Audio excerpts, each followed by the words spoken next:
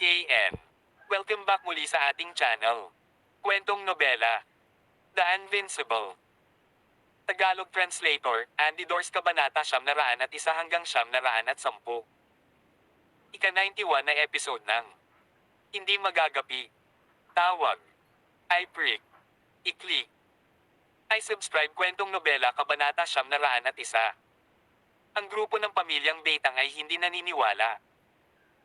Ang Asher Dragon Institute Grand Elders, kasama si Seng Chu, ay natulala habang nakatingin kay Huang Xiaolong. Namumula ang kanilang mga mukha, nalunod sa takot sa kamatayan. Ilang Grand Elders ang nakaramdam ng basa sa kanilang pondiya habang umaagos ang mga linya ng masangsang na dilaw na likido sa kanilang mga binti. Tumingin si Huang Xiaolong kay Qin Yi, nanunuya at uhaw sa dugo sa kanyang malamig na tingin. Institute Principal Qin Yi, ilabas mo iyong 100 higanting redwood coffins na iyong inutusan. Alang-alang sa mga kabaong iyan, iiwan kong buo ang mga bangkay ninyo. Tinisil ng takot ang mga puso ng mga master ng Asher Dragon Institute, nanlamig ang kanilang mga katawan kahit na nakatayo sila doon. Huang Ji? Huang Xiaolong? Ako ang principal ng Asher Dragon Institute, hindi mo ako mapapatay, hindi mo ako mapapatay. Inulit ni Qin Yi, walang kahulugan ang kanyang mga salita. Ang mga labi ni Huang Xiaolong ay kumerba sa isang malabong ngiti dahil ikaw ang principal ng Asher Dragon Institute. Si Fang Chu ay isang pangunahing disipulo ng Fortune Gate, habang si Yellow Chufei ay ang Yellow Family Patriarch. Nawala ng kulay ang mukha ni Qin Yi. Kahit sa puntong ito, hindi makapaniwala si Qin Yi. Bakit? Bakit ang Primordial Divine Dragon na si Huang Xiaolong? Si Huang Xiaolong ay isang tao. Paano ito nangyari? Higit sa lahat, paano kaya naabot ng lakas ni Huang Xiaolong ang nakakatakot na antas? Imposible, panaginip lang talaga. Tama, siguradong panaginip iyon. Ipinilig ni Qin Yi ang kanyang ulo na parang kalansing na tambol, bumubulong-bulong, sinusubukang kumbansihin ang kanyang sarili, nang biglang may lumitaw na espada sa kanyang kamay, na humahampas sa kanyang sariling braso. Ang mga perlas ng matingkad na pulang dugo ay damaloy sa kanyang braso. Si Qin Yi ay mukhang blanco bilang sarili niyang dugo. Sa di kalayuan, isang malaking grupo ng mga tao ang lumilipad patungo sa direksyon ng Huangclan Manor. Ang grupong ito ay binubuo ng walang iba kundi ang mga Panginoon ng pamilyang Beitang. Ang patriarch ng pamilyang Beitang, si Beitang Yiyang, ay nagsalita, kakaiba, bakit napakatahimik ng mga bagay? Hindi kaya ang Yellow Family at ang iba pa ay hindi pa dumarating? Dapat nakarating na ang Yellow Family sa Martial Spirit World, ngunit ang lugar na ito ay masyadong kalmado. Sa tingin ko malamang ay nakipag-usap na sila kay Huang Xiaolong. Sa lakas ni Yellow Chufei, ang pagpatay kay Huang Xiaolong ay hindi dapat gumawa ng anumang pagsisikap. Isang Beitang Family Grand Elder ang nagpahayag ng kanyang opinyon. Sumasang-ayon ako, halos walang master sa Huangclan Manor, ang pinakamalakas sa kanila ay ang Ascending Moon Old Man, na may lamang 4th Order High God Realm Cultivation. Ang isa pang Beitang Family Grand Elder ay sumigaw, ang Huangclan Manor ay malamang nanalipol na ngayon. Ang mga aksyon ng Yellow Family ay masyadong mabilis, na pinatay si Huang Xiaolong ng napakabilis. Si Beitang Family Patriarch na si Beitang Yiyang ay sumimangot, inaakala kung maaaring tumagal ng ilang oras si Huang Xiaolong. Sa ganoong paraan, nakarating na sana tayo sa hinog na oras upang kolektahin ang ani ng hindi gaanong pagsisikap, na hinahati ang kalahati ng mga kayamanan ni Huang Xiaolong kay Yellow Chufei. Ang mga tao ng Asher Dragon Institute. Isang Beitang Family Grand Elder ang biglang tumuro sa unahan. Si Huang Xiaolong iyon. Buhay pa siya. Tigaw ng isa pang Beitang Family Grand Elder. Umislap ang mga mata ni Patriarch Beitang Yiyang, go, tingnan natin. Kasunod nito, ang lahat ng master ng Beitang Family ay lumipad pasulong, patungo kay Huang Xiaolong at sa mga tao ng Asher Dragon Institute. Dalamunan na sana ni Huang Xiaolong ang mga master ng Asher Dragon Institute nang makita niyang lumilipad ang grupo ng Beitang Family at tumigil saglit ang kanyang mga aksyon. Nang makita ni Qin Yi, Seng Chu, at lahat ng iba pang master ng Azure Dragon Institute ang mga taong lumilipad patungo sa kanila, bumalatay sa kanilang mga mukha ang kagalakan habang nagmamadali silang pasulong. Tahimik itong pinanood ni Huang Xiaolong, hindi nagpapakita ng mga senyales ng pagpigil sa kanila. Betang Patriarch, iligtas mo ako, iligtas mo ako. Tigaw ni Chinyi mula sa malayo. Ang North Hall Galaxy ay hindi malayo sa apat na kalawakan. Dahil sa ilang interes, bilang principal ng Azure Dragon Institute, ilang beses nang nakilala ni Chinyi ang Betang Family Patriarch. Sa makatuwid, maaari silang ituring na mga kasama. Napansin ng mga master ng Betang Family ang nakakatakot na ekspresyon sa mga mukha ng mga tao ng Azure Dragon Institute, pinapanood silang tumakas sa takot patungo sa kanila, sumisigaw para humingi ng tulong. Napatulala silang lahat.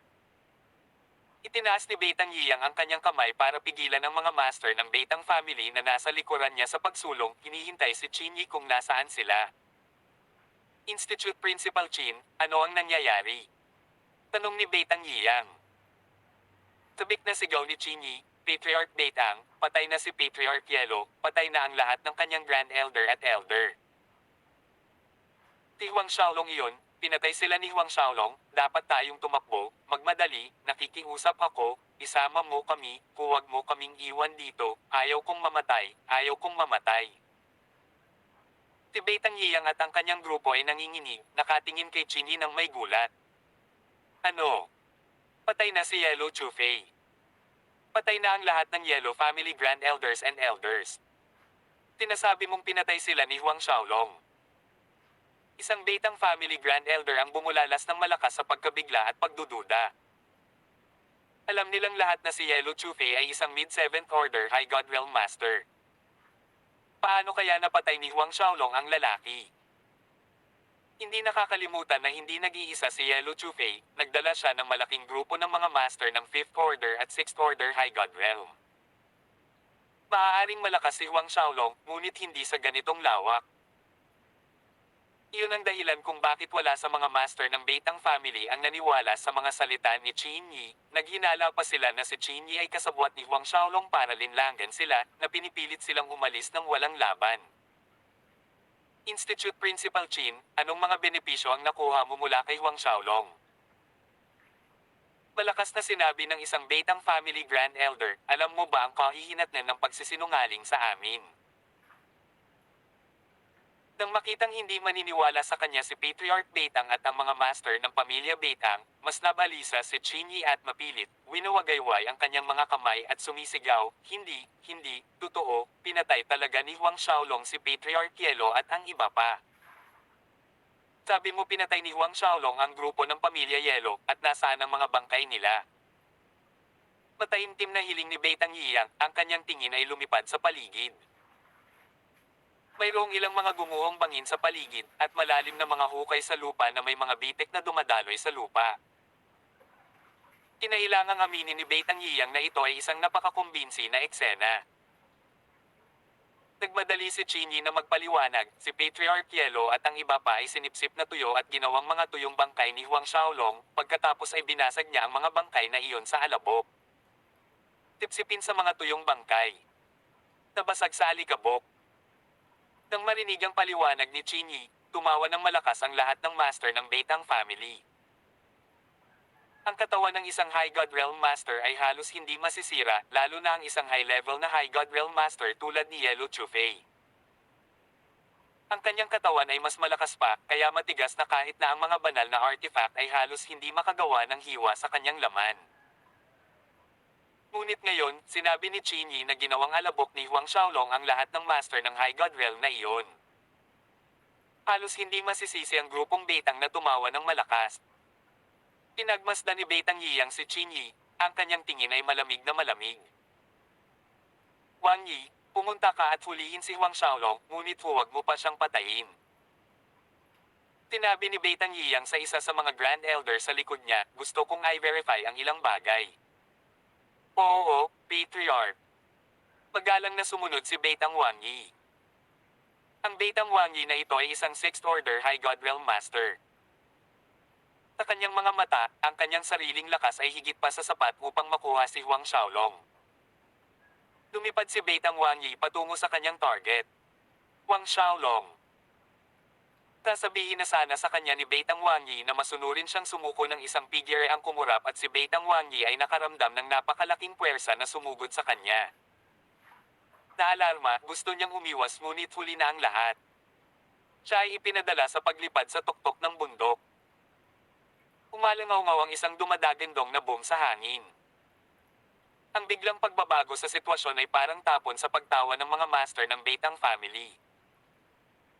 Gulat na gulat, tumingin sila kay Beitang Wang Yi na nakaimbed sa tuktok ng bundok. Kitang-kita sa mukha niya ang pagkagulat. Sa oras na ito, mataas sa himpapawid, nilapitan ni Huang Xiaolong ang mga master ng Beitang family na walang pagmamadali, ang kanyang tingin ay walang pakialam, Beitang Yiyang, ano ang gusto mong itanong sa akin? Ibinuka ni Beitang Yiyang ang kanyang bibig, ngunit walang salitang lumabas, ang kanyang ekspresyon ay sobrang pangit. Tawag. I prick. I-click. I subscribe kwentong nobela.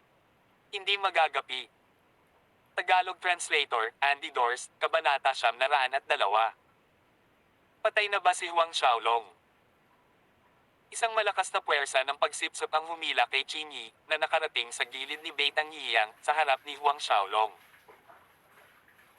Sa apat na kalawakan, si Qin Yi ay itinuturing na isa sa mga mas makapangyarihang tao sa kanyang cultivation realm ng peak mid-third order high god realm, ngunit sa harap ni Huang Xiaolong, ang kanyang pakikibaka ay walang kapangyarihan. Huang Xiaolong, huwag mo akong patayin. Ang walang dugong mukha ni Qin Yi ay nabaluktot dahil sa takot na nagsusumamo para sa kanyang buhay. Walang anumang emosyon ang mga mata ni Huang Xiaolong, huwag kang mag-alala. Nasabi ko na, alang-alang sa isang daang higanting redwood na kabaong, iiwan kita ng isang buo na bangkay. Sa sinabi nito, ang Archdevil Supreme Godhead ni Huang Xiaolong ay umikot, naglabas ng mga daloy ng lumalamon na kapangyarihan. Ang mga Panginoon ng pamilya Beitang ay nakamasid sa gilid habang ang katawan ni Qin Yi ay lumiit at natuyo ng mabilis. Sa loob ng dalawang paghinga, ganap na siyang naging isang tuyong bangkay. Ang mga daliri ni Huang Xiaolong ay lumuwag sa kanyang pagkakahawak at ang bangkay ni Qin Yi ay bumagsak sa lupa. Nang mapanood ito, ang mga Panginoon ng pamilya Beitang ay namangha at medyo natakot. Tuyong bangkay. Si Qin Yi ay sinipsip ni Huang Xiaolong sa isang tuyong bangkay. Tapos yung inangkin ni Qin Yi kanina. Isang malakas na nakakatakot na pakiramdam ang bumangon sa puso ni Beitang Yiyang at ng mga master ng Beitang family. Gayunpaman, sa oras na ito, isang makinang na liwanag ang sumilay mula sa katawan ni Huang Xiaolong, na naging isang primordial na banal na dragon na nakaunat ang kanyang mga kuko, na humahampas kay Beitang Yiyang. Masyadong mabilis ang bilis ni Huang Xiaolong. Ito ay nangyari ng napakabilis kaya't si Beitang Yiyang ay halos walang oras upang mag-react, kahit na mas kaunti ang oras upang umiwas, at pinalipad ng Dragon Claw ni Huang Xiaolong. Patriarch. Sumigaw ang mga Panginoon ng pamilyang Beitang sa paligid. Sa bahagyang pag-indayog ng kanyang draconic na katawan, muling dumating si Huang Xiaolong sa itaas ng Beitang Yiyang, ang kanyang Dragon Claw ay muling umaalingaw-ngaw. Isang malakas na dagandong ang tumunog mula sa lupa habang ang katawan ni Beitang Yiyang ay nakabaon sa lupa bilang resulta ng pag-atake ni Huang Xiaolong. Noon lang nag-react ang mga masters ng Beitang family, naghagis ng mga salita ng galit at sumisigaw habang sila ay nagdudugtong kay Huang Xiaolong bilang ganti. Habang pinapanood ang mga taong ito na sama-samang umaatake sa kanya, malamig na tumikim si Huang Xiaolong at sumugod sa kanilang gitna sa halip na umiwas. Sa isang iglap na puno ng hangin ang nakakaiyak na mga hiyawan. Si Huang Xiaolong ay kahawig ng isang gutom na tigre na bumangga sa isang kawen ng mga tupa. Bawat pag-swipe ng kanyang mga kuko ay kumukuha ng dugo mula sa 10 ng mga Panginoon ng pamilya Beitang at pinalipad ng doble ang dami sa kanila. Sa ilang maikling paghinga, kalahati lamang ng mga magsasaka ng pamilya Beitang ang nanatiling nakatayo.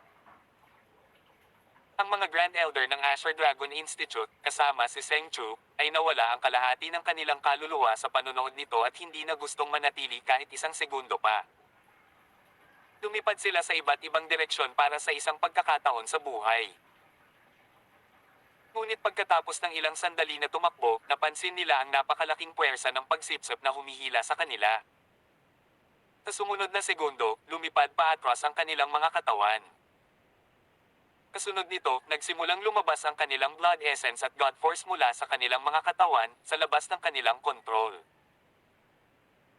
Gaano man sila kabangges na nagpumiglas, kung paano sila sumigaw at managhoy, o kung paano sila humingi ng awa, ito ay walang silbi. Tinagtagal, ginawa ni Huang Xiaolong si Zheng Chu at lahat ng iba pang mga master ng Asher Dragon Institute sa walang iba kundi mga tuyong bangkay. Tiricit Asterisk S. Makalipas ang isang quarter ng isang oras, lahat ng mga master ng Beitang family ay nasugatan na ngayon, pinalayas ni Huang Xiaolong. Tinitingnan ng nakapalibot na mga hukay sa lupa na may kalahating nakausli na bahagi ng katawan, unang nakarating si Huang Xiaolong sa itaas ng Beitang Yiyang sa isang kisap mata. Sa isang bahagyang pag-clawing motion, si Beitang Yiyang ay hinayla sa kamay ni Huang Xiaolong mula sa isang malalim na hukay. Ngunit hindi nagmamadali si Huang Xiaolong na patayin siya. Kinailangang mamatay si Yellow Chufei.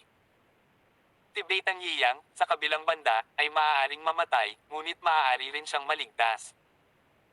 Nagpa siya si Huang Xiaolong na bigyan ng pagkakataon nitong Beitang Yiyang. Kung ang lalaki ay handang magpasakop sa kanya, hindi niya iisipin na tanggapin siya bilang isang tagasunod. Kung tutusin, ang pagkontrol sa pamilyang Beitang ay isang paraan ng pagpapalawak ng kanyang puwersa na mas magandang resulta kumpara sa paglipol sa kanila. Kaya naman, ginaising ni Huang Xiaolong ang walang malay na si Beitang Yiyang.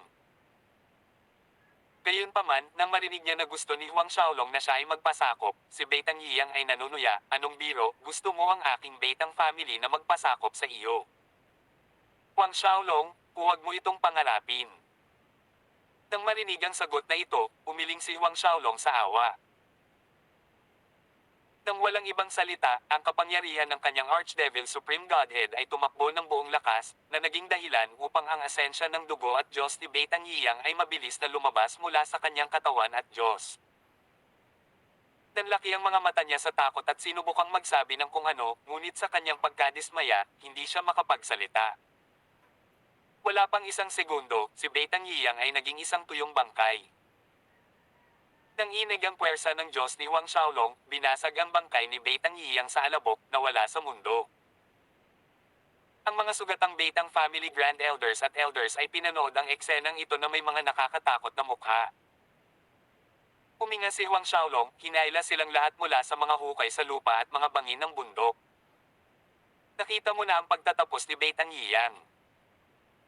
Ang malamig na tingin ni Huang Xiaolong ay tumama sa mga master ng pamilyang Beitang na ito, "Bibigyan ko rin kayong lahat ng isang pagkakataon na pumili kung handa kayong sumuko o mas gugustuhin pang mamatay."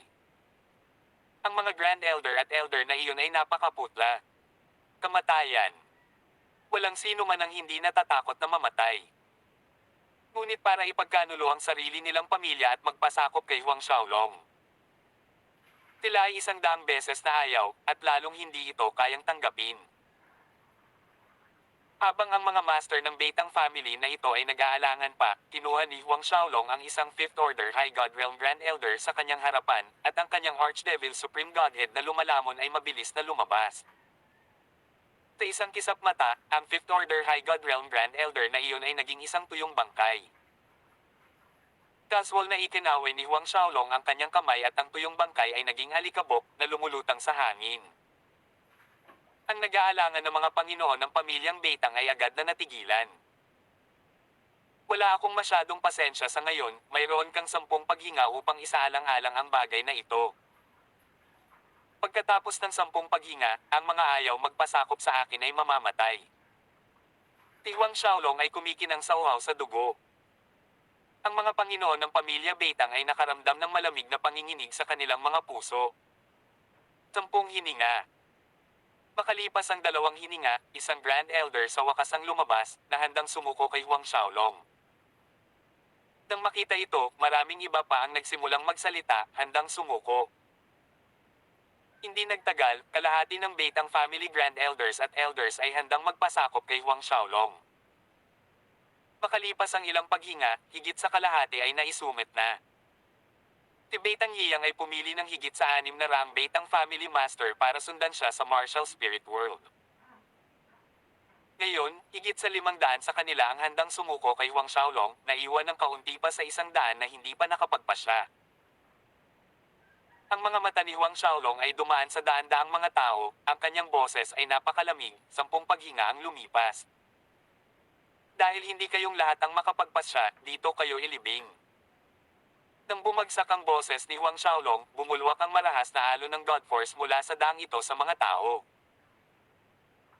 Ang mga Beitang Family Grand Elder at Elder na tahimik na tumangging sumuko ay tila nakipagkasundo sa sarili na magpasabog, na gustong dalhin si Huang Xiaolong kasama nila sa impyerno. Gayunpaman, handa na si Huang Xiaolong para dito. Sa isang mahinang pag-indayog, bumalik siya sa kanyang anyo ng tao, pagkatapos ay 1,000 braso ang lumalabas sa kanyang likuran. Baka Diyos Zumi Art. Sa susunod na sandali, 1,000 armas ang sabay-sabay na nag-execute sa God-binding pomp, pinaulanan ang mga masters ng Beitang family na iyon at iginapos ang kanilang God Force. Tirichit Asterisk S. Sa loob ng malaking bulwagan ng Vermilion Bird Institute, ang principal ng institute na si Qiu Baifei ay nakatitig sa papalubog na araw sa abot tanaw, nagsasalita sa mga Grand Elder sa likod niya ng hindi lumilingon. Lubog na ang araw, malamang na namatay si Huang Xiaolong sa kamay ni Yellow Chufei at Beitang Yiyang sa ngayon. Ito ang araw ng kasal ni Huang Xiaolong. Alam ng lahat ng puwersa sa apat na kalawakan, malaki man o maliit, na gustong patayin ng Yellow at Beitang families ang buong martial spirit world. Mayroong higit sa ilang mga tao sa apat na kalawakan na gustong makitang patay si Huang Xiaolong, at isa sa kanila ay ang principal ng Vermilion Bird Institute na si Qiu Baifei, na ngayon ay naghihintay ng balita. Sigurado na si Huang Xiaolong ay patay na ngayon, wala siyang paraan para lumaban sa parehong Yellow at Beitang families ng sabay. Tumawa si He Feifan, dapat may elder na maghahatid ng magandang balita sa lalong madaling panahon. Sa oras na ito, tumakbo ang isang elder ng Vermilion Bird Institute na may naguguluhang ekspresyon. Paano ito? Nag-aalalang tanong ni Qiu Baifei, patay na ba si Huang Xiaolong? Tawag. I prick. I-click. I subscribe kwentong nobela. Hindi magagapi. Tagalog Translator, Andy Dors, Kabanata 903. Sumali, hindi pupunta. Nanginginig ang dila ng Vermilion Bird Institute Elder na iyon habang nagsasalita, nanginginig ang ulo, hindi na itago ang kanyang kaba. Institute Principal, na si Huang Xiaolong. Huang Xiaolong ay hindi namatay. Hindi siya namatay. Hindi siya namatay. Si Qiu Baifei, He Feifan, at ang iba pang mga Grand Elder na naroroon ay mukhang natulala. Tumakas ba siya? Nag-aalalang tanong ni He Feifan, napakaraming Panginoon ng Yellow at Beitang families, hinayaan talaga nilang makatakas si Huang Xiaolong. Labis na nagalit si Qiu Baifei, ganyan ang mga basurang Yellow at Beitang families, napakaraming amo nila pero ni isa Huang Xiaolong hindi nila kayang patayin. Hinayaan pa nila siyang makatakas. Matapos marinig ang ulat na iyon ni Elder na si Huang Xiaolong ay hindi namatay, sina Qiu Baifei, He Feifan, at lahat ng iba pa ay natural na inamin na siya ay nakatakas. Walang ibang posibilidad sa kanilang mga mata. Siya ring Vermilion Bird Institute Elder na natatakot na sumagot, hindi. Institute Principal, na si Huang Xiaolong ay hindi tumakas. Hindi ba tumakbo? Inulit ni Qiu Baifei at He Feifan na may pagdududa. Hindi kaya, parehong interesado ang Yellow at Beitang family sa kanyang talento at nagpasya silang hayaan si Huang Xiaolong na panatilihin ang kanyang buhay. Napabuntong hininga si Qiu Baifei sa pagdududa. Hindi, ito, ang mga amo ng Yellow at Beitang families ay patay na. Hindi, hindi. Ang mga Panginoon ng pamilya Yellow ay patay na, at ang mga Panginoon ng pamilyang Beitang na hindi nagpasakop kay Huang Xiaolong ay pinatay din. Ang Vermilion Bird Institute Elder na iyon ay hindi nang ahas na magtago ng anuman na nagpapaliwanag ng may takot. Ano? Patay na ang lahat ng amo ng Yellow family. Pinatay ni Huang Xiaolong. Si Qiu Baifei at ang lahat ay tumalon sa kanilang mga paa na may malalim na pagkagulat sa kanilang mga mukha, ang kanilang mga mata ay nakausli, ang kanilang mga isipan ay umiihip. Oo, lahat ng master ng Yellow family ay pinatay ni Huang Xiaolong. Maingat na idinagdag ng elder, kabilang ang kanilang patriarch, Yellow Chufei, walang nakatakas ni isang tao. Nang maglaon, dumating si Beitang Yiyang, at namatay din siya sa mga kamay ni Huang Xiaolong, ngunit maraming mga master ng Beitang family ang piniling magpasakop kay Huang Xiaolong, kaya nakatakas sa kamatayan. Tikiu Baifei, Qifei Fan, at lahat ay natigilan sa agate. Patay. Patay lahat. Yellow Chufei talaga ay namatay sa mga kamay ni Huang Xiaolong. Beitang Yiyang din. Imposible, imposible. Yellow Chufei, Beitang Yiyang, parehong mga taong ito ay mga high-level na High God Realm Masters, paano magiging katapat nila si Huang Xiaolong? Mariing umiling si Qiu Baifei, sumisigaw na parang nawalan siya ng dahilan. Tihifei Fan at ang iba pang naroon ay hindi rin makapaniwala na nahihirapang tanggapin ang balitang ito. Tirichit Asterisk S. Black Tortoise Galaxy, Tomb World. Sa loob ng isang inn, si Ancestor Kang Xiong at higit sa isang dosenang tao ay kumakatok sa tasa ng alak, masayang nagiinuman sa isa't isa. Ang grupong ito ng mga tao, kasama ni Ancestor Kang Xiong, ay walang iba kundi ang 12-dosenang ancestor na kamakailan ay nagwakas ng kanilang mga kontrata sa dugo kay Huang Xiaolong. Nagtataka ako kung ano ang sitwasyon sa Huangclan Manor. Ibinaba ni Ancestor Kang Xiong ang kanyang tasa ng alak, nagsasalita ng walang anumang pag-aalala. Paano pa kaya? Siguradong pinatay silang lahat, umagos ang dugo sa ilog, walang natira. Batay sa pinagsamang lakas ng Yellow at Beitang families, kalimutan ang isang maliit na Huangclan Manor, madali silang makalusot sa 4 na galaxy. Ang isang High God Realm Ancestor ay walang ingat na sumagot. Salamat sa Diyos naging matalino kami para i-terminate ang mga blood contract namin sa kanya. Kahit na dumanas kami ng kaunting backlash dahil doon, mas mabuti pa rin ito kaysa mamatay kasama si Huang Xiaolong. Ang isa pa sa mga ninuno ay tumawa, at idinagdag, ang balita ng pagkamatay ni Huang Xiaolong ay malamang na kumalat ng napakabilis sa 4 na kalawakan. Ngunit, Shi Xiaofei ang munting babaeng iyon, sayang. Siya ay talagang isang nakakaakit na maliit na batang babae. Who can say for sure, makaginagamit siya ng magkabilang pamilya ngayon. Ini-imagine pa lang niya na hinuberin siya, tumitibok ang ibabang bahagi ko. Nagtawanan ang lahat. Biglang tumigil sa pagtawa ang isa sa kanila, dali-daling nilabas ang kanyang communication talisman na may hindi makapaniwalang ekspresyon. Ang isa sa kanyang mga disipulo ay nagulat sa kanya tungkol sa sitwasyon sa Huangclan Manor. At ang balita ay, anong mali? Patay na ba si Huang Xiaolong? Napansin ni Ancestor Kang Xiong ang naguguluhang ekspresyon ng partikular na kasama, at nagbiro, kahit napatay na talaga ang Huang Xiaolong na iyon, hindi mo kailangang magpakita ng ganoong gulat na ekspresyon, tama ba? Ang High God Realm Ancestor na iyon ay wala sa mood na tumawa, ang kanyang kamay ay dahan-daang iniabot ang talisman sa komunikasyon, nagsasalita sa isang solemn na boses, tingnan mo. Na may pag-aalinlangan sa kanyang mga mata, natanggap ni Ancestor Kang Xiong ang communication talisman at ang kanyang divine sense ay tumama dito. Nawala ang ngiti sa kanyang mukha dahil sa hindi makapaniwala at gulat. Natuklasan ng iba pang mga ninuno ang kanilang pagiging kakaiba, at ang bawat isa sa kanila ay humalili sa pagbabasa ng mensahe sa loob ng talisman ng komunikasyon. Sa isang iglap na wala ang kanilang masayang mood, nag-iwan ng mapanglo na katahimikan sa kanilang mga ulo. Paano kaya nabuhay pa si Huang Xiaolong? Imposible, paano niya mapapatay si Yellow Chufei, paano niya mapapatay si Beitang Yiyang? Ang isa sa High God Realm Ancestors ay sumigaw. Tila mas mapatla si Ancestor Kang Xiong kaysa sa sino mang tao doon, mamulong sa sarili, hindi namatay si Huang Xiaolong, ngunit tinapos namin ang aming mga kontrata sa dugo at ipinagkanulo siya. Mamaya, sa atin, siguradong. Sa pag-iisip sa nalalapit nilang kapahamakan, tumulo ang malamig na pawis sa kanyang noo. Namula ang mga mukha ng ibang mga ninuno sa naisip. Paano kung magmadali tayong bumalik ngayon at yumuko bilang pagpapatawad? Suggest ng isa, medyo gasgas ang boses. Walang silbi, huli na ang lahat. Umiling si Kang Xiong. Sa katunayan, huli na ang lahat.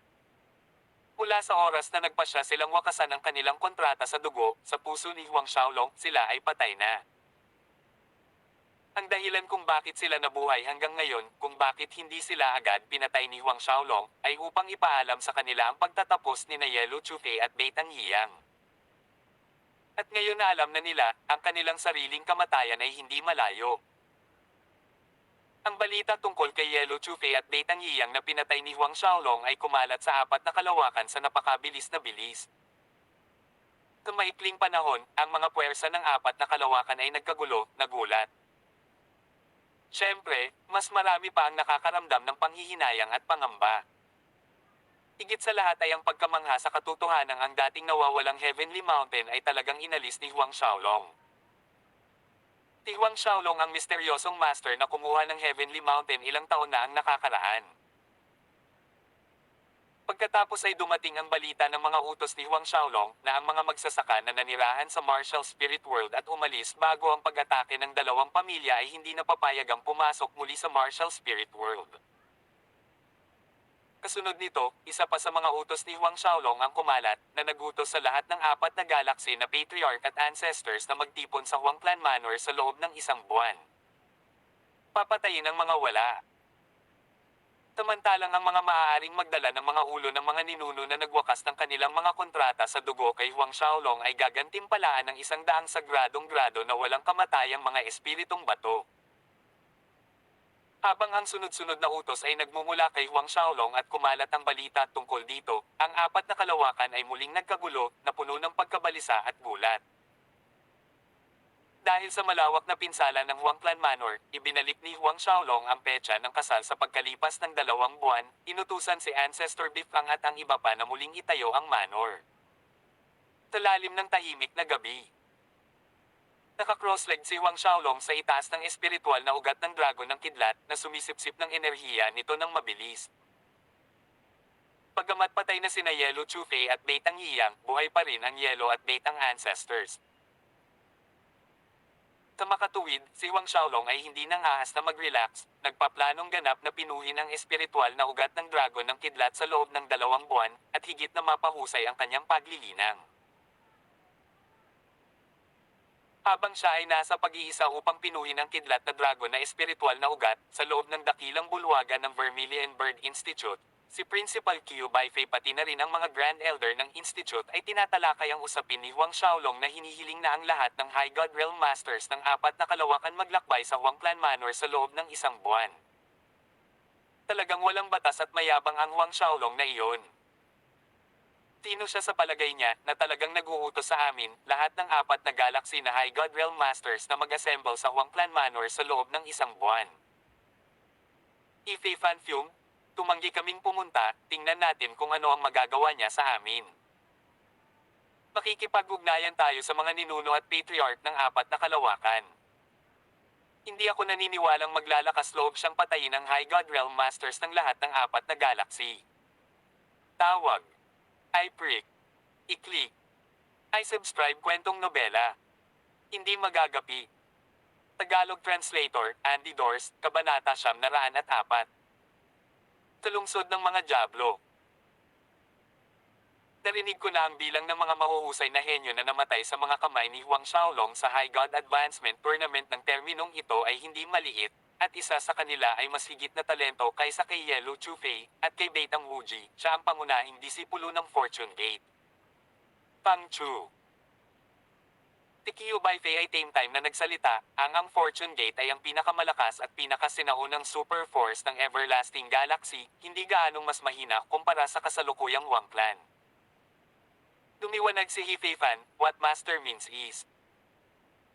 Nagniningning ang mga mata ni Qiu Baifei, ang Fortune Gate ay hindi isang kapangyarihan na may kukumpara sa mga Yellow at Bei Tang families na iyon, hindi maaaring maging mayabang si Huang Xiaolong. Nang matagal. Napakabilis, dumating ang 1 buwang deadline. Naka-cross-leg sa underground space ng Heavenly Mountain, si Huang Xiaolong na nagsasaka sa nakalipas na 1 buwan ay dahan-dahang nagmulat ng kanyang mga mata. Ang mga pinong guhit ng kidlat ay kumislap sa lalim ng kanyang mga mag-aaral. Pagkatapos ng isang buwan ng tuloy-tuloy na pagpipino, sa wakas ay natapos na niya ang pagsipsip ng natitirang enerhiya sa loob ng espiritual na ugat ng dragon ng kidlat. Idinagdag ang dugo at puwersa ng Diyos na naabsorb niya mula sa dalawang mid-7th Order High God Realm Masters, Yelu Chufei at Beitang Yiyang, pati na rin ang malaking bilang ng parehong mga master ng pamilya. Ang cultivation ni Huang Xiaolong sa wakas ay tumaas sa late 4th Order High God Realm. Late 4th Order High God Realm. Kahit na ito ay isang maliit na tagumpay lamang, ang lakas ni Huang Xiaolong ay talagang higit sa doble. Ngayon, kahit na hindi nagbabago sa kanyang anyo ng dragon, naniwala si Huang Xiaolong na lubos niyang matatalo sina Patriarch Yelo at Patriarch Beitang. Pagkaraan ng ilang sandali, lumabas siya sa espasyo ng Heavenly Mountain, lumilitaw sa pangunahing bulwagan ng bagong itinayong Huangclan Manor. Pagkatapos ay tinawag niya ang parehong Green Dragon Beast King at Ancestor Bifang upang iulat sa kanya ang pinakabagong sitwasyon sa apat na kalawakan, hindi nakakalimutan ang tungkol sa mga Patriarch at Ancestors na dapat magtipon sa Huangclan Manor sa loob ng itinakdang isang buwan. Ang Green Dragon Beast King ay nag-alinlangan bago nagulat, Guro, sa ngayon, bahagyang higit sa 400 Patriarch at ninuno ang dumating. Mga 400 lang. Isang nakakatusok na kislap ang sumilay sa mga mata ni Huang Xiaolong. Sa ibabaw, ang apat na kalawakan ay may higit sa 700 High God Realm Masters, ngunit ang bilang na ito ay binibilang lamang ang kanilang lahi ng tao na High God Realm Masters at hindi kasama ang Demonic Beast Clan o ang High God Realm Masters na nasa matagal na pag-iisa. Sa pangkalahatan, naniniwala si Huang Xiaolong na ang apat na kalawakan ay may hindi bababa sa 1,000 High God Realm Masters. Sa madaling salita, wala pang kalahati sa kanila ang dumating sa Huangclan Manor. Ano ang dahilan? Tanong ni Huang Xiaolong, ang kanyang mababang boses ay tila naglalabas ng hindi nakikitang presyon. Nagpalitan ng tingin ang Green Dragon Beast King at Ancestor Bifang. Tapat pa rin ang ulat ni Ancestor Bifang, ang principal ng Vermilion Bird Institute na si Qiu Baifei ay pinangunahan ang malaking bilang ng mga High God Realm Patriarch at Ancestors na magpasakop sa ilalim ng Everlasting Galaxies Fortune Gate, mga 1,000 sa kanila. Isumite sa Fortune Gate. Pumagsak ang ekspresyon ni Huang Xiaolong. Tinabi pa ni Qiu Baifei na si Master ay hindi maaaring maging mayabang ng matagal, kaya si Master at ang mga sumusunod sa iyo ay mamamatay ng malungkot.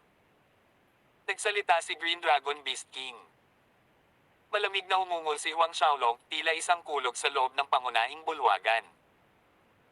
Guro, dapat ba nating tugisin si Qiu Baifei at ang kanyang grupo? Tanong ni Ancestor Bifang. Umiling si Huang Xiaolong, hindi na kailangan, hayaan mo silang umalis at magpasakop sa Fortune Gate. Pagdating ng panahon, haharapin niya sila sa isang iglap. Paano ang Ancestor Kang Xiong at ang iba pa? Nagtanong ulit si Huang Xiaolong. Tininuno Kang Xiong at ang iba pa ay patay na, ang kanilang mga ulo ay narito. Sabi ni Green Dragon Beast King habang inilalabas niya si Ancestor Kang Xiong at ilang iba pang ulo ng mga tao. Kitang-kita ng isa ang panghihinayang, ayaw, at takot na nakaukit pa rin sa kanilang mga mukha. Malamig ang tingin sa mga mata ni Huang Xiaolong. Sa isang pagpitik ng kanyang mga daliri, isang piraso ng Fire Element God Force ang bumagsak sa mga pinutol na ulo na nagsunog ng mga ito hanggang sa abo. Narito ang 1,700 sagradong grado na walang kamatayang mga espiritong bato, ipasa ang mga ito. Sabi ni Huang Xiaolong habang winuwagayway ang kanyang kamay. Nauna na niyang sinabi na ang sino mang magdadala sa ulo ng isang ninuno na nagwakas ng kanilang kontrata sa dugo sa kanya ay gagantimpalaan ng 100 sagradong grado na walang kamatayang mga espiritong bato. Kasama ang Ancestor Kang Xiong, mayroong kabuoang 17 ulo na nagkakahalaga ng 1,700 sagradong grado na walang kamatayang mga espiritong bato. Salamat sa iyo, Master. Sabay na sabi ni Green Dragon Beast King at Ancestor Bifang. Tumanggo si Huang Xiaolong at pinatawag sila sa 400 Patriarch at Ancestors mula sa apat na kalawakan. Matapos ang mahigit 400 High God Realm Masters ay pumasok sa pangunahing bulwagan ng Huangclan Manor, si Huang Xiaolong ay hindi nagabala sa anumang kasiyahan at dumiretso sa punto na sinabihan silang magpasakop sa kanya. Siyempre, Ginamit ni Huang Xiaolong ang pamamaraan ng stick at carrot na nagbibigay ng kabayaran ayon sa paglilinang ng tao. Ang First Order High God Realm Master ay tatanggap ng isang sagradong grade Immortal Spirit Stone sa taunang batayan. Bukod pa rito, ito ay magiging mid-sacred grade na Immortal na Spirit Stone.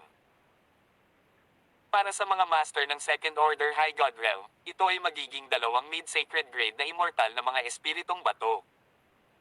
Iba pa at iba pa. Tauna, maraming patriarch at ancestors ang labis na nagalit sa pakikinig kay Huang Xiaolong na nagutos sa kanila na magpasakop, ngunit nang marinig nila na ang isang First Order High God Realm Master ay maaaring tumanggap ng isang mid-sacred grade na Immortal na Spirit Stone, lahat sila ay naging pula dahil sa excitement. Ngunit sa susunod na segundo, sinabi ni Huang Xiaolong na ang mga sumusuko sa kanya ay dapat na may tatak na may marka ng kaluluwa, na nagiging sanhi ng pagkasabik ng lahat upang mapatay tulad ng pagbuhos ng malamig na tubig sa apoy.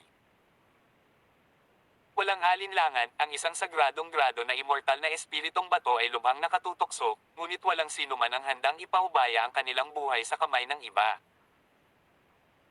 Ang mga tingin ni Huang Xiaolong ay dumaan sa mga nasa bulwagan, nagpatuloy sa isang walang malasakit na malamig na boses, ang mga ayaw ay maaaring umalis anumang oras, hindi kita hahadlangan.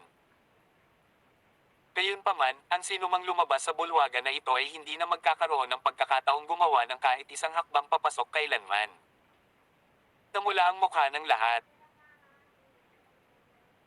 Huang Xiaolong, maaari kaming sumangayon sa paglalagay mo ng marka ng kaluluwa sa amin, gayunpaman, ang isang sagradong grado na immortal na batong espiritu ay napakaliit para sa isang master ng First Order High God Realm na pagsilbihan ka sa loob ng isang taon, biglang isang boses. Tinira ang mabigat na kapaligiran, gusto namin ng 10, at Second Order High God Realm dapat makakuha ng 20 piraso bawat taon. Tama, gusto namin ng 10 bawat taon. Ang isa pang boses ay tumunog at idinagdag, kung hindi, mas gugustuhin nating isumite sa Fortune Gate tulad ng Vermilion Bird Institute Principal.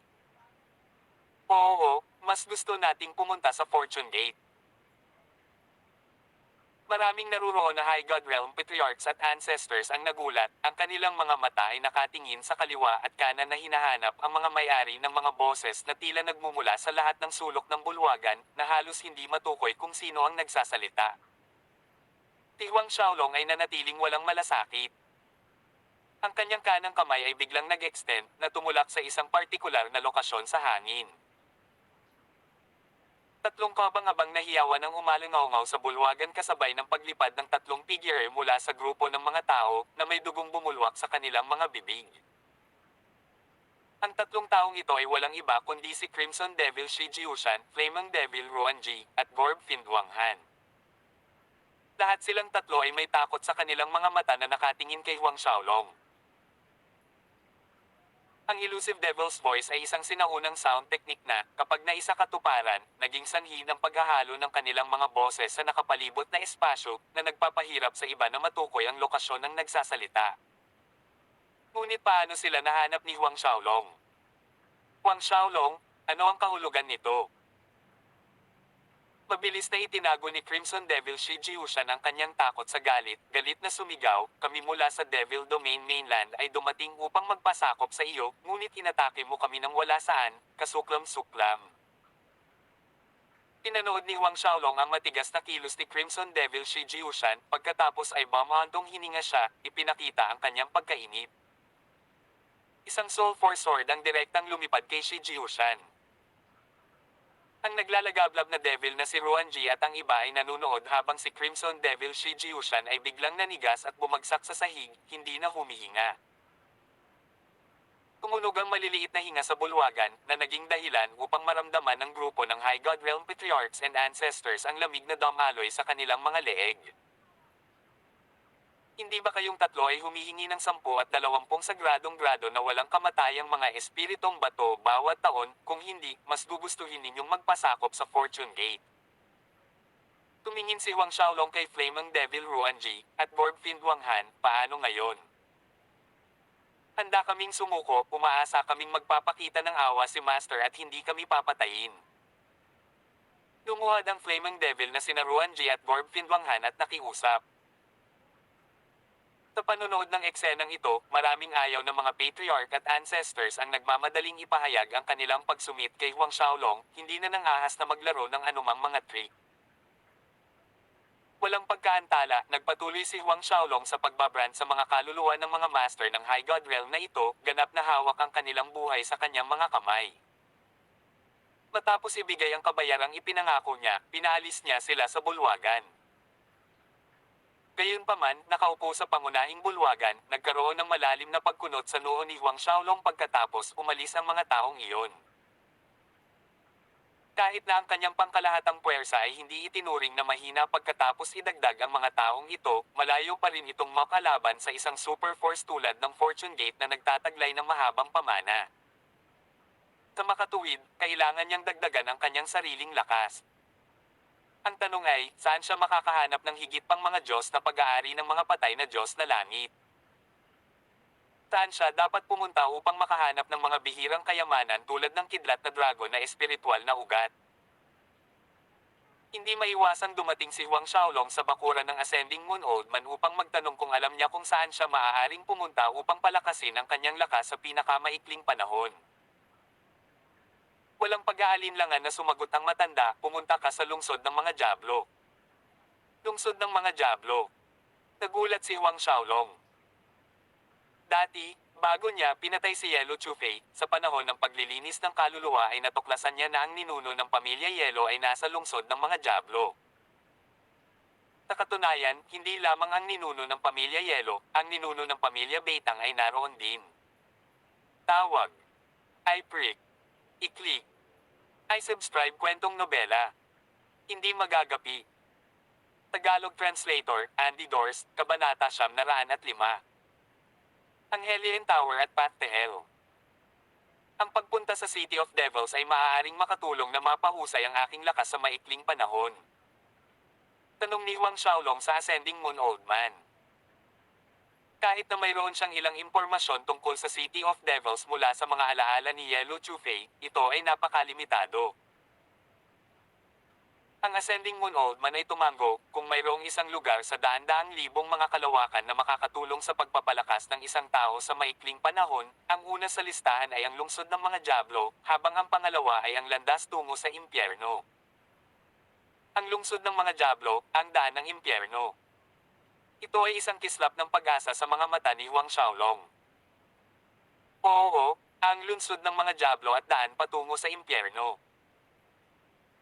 Nagpatuloy ang matanda, sinasabi na ang lungsod ng mga Diablo ay isang natitirang lungsod na naiwan ng isang sinaunang hari ng Diablo, sa loob nito ay isang Hellion Tower na umaakyat ng 12 palapag.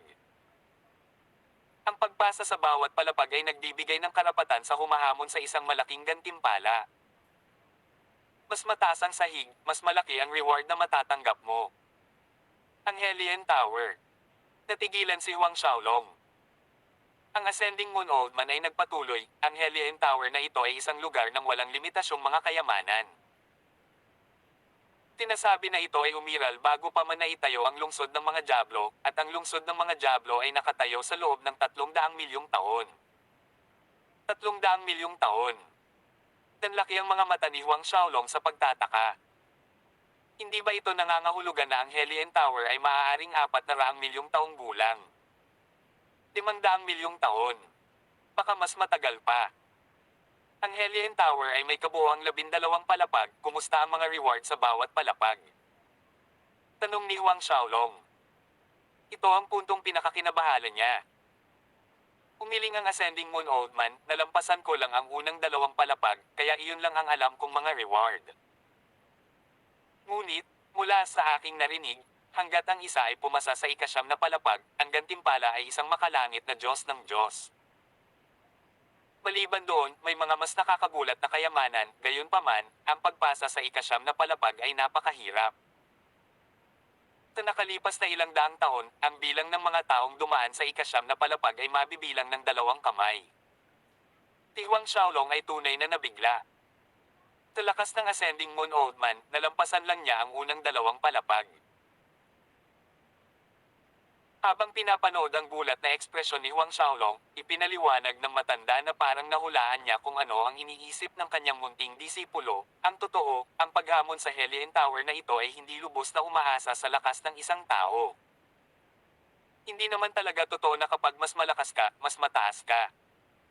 Oh, nagtataka si Huang Xiaolong ngayon. Ang Ascending Moon Old Man ay nagpatuloy, ang pinakamahalagang elemento sa paghamon sa Hellion Tower ay ang talento ng isang tao. Kung mas mataas ang iyong talento, mas mataas ang iyong maaabot.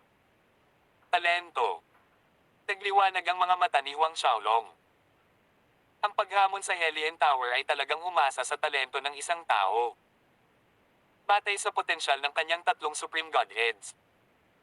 Ang nasa sabik na ekspresyon ni Huang Xiaolong ay hindi nakaligtas sa mga mata ng Ascending Moon Old Man.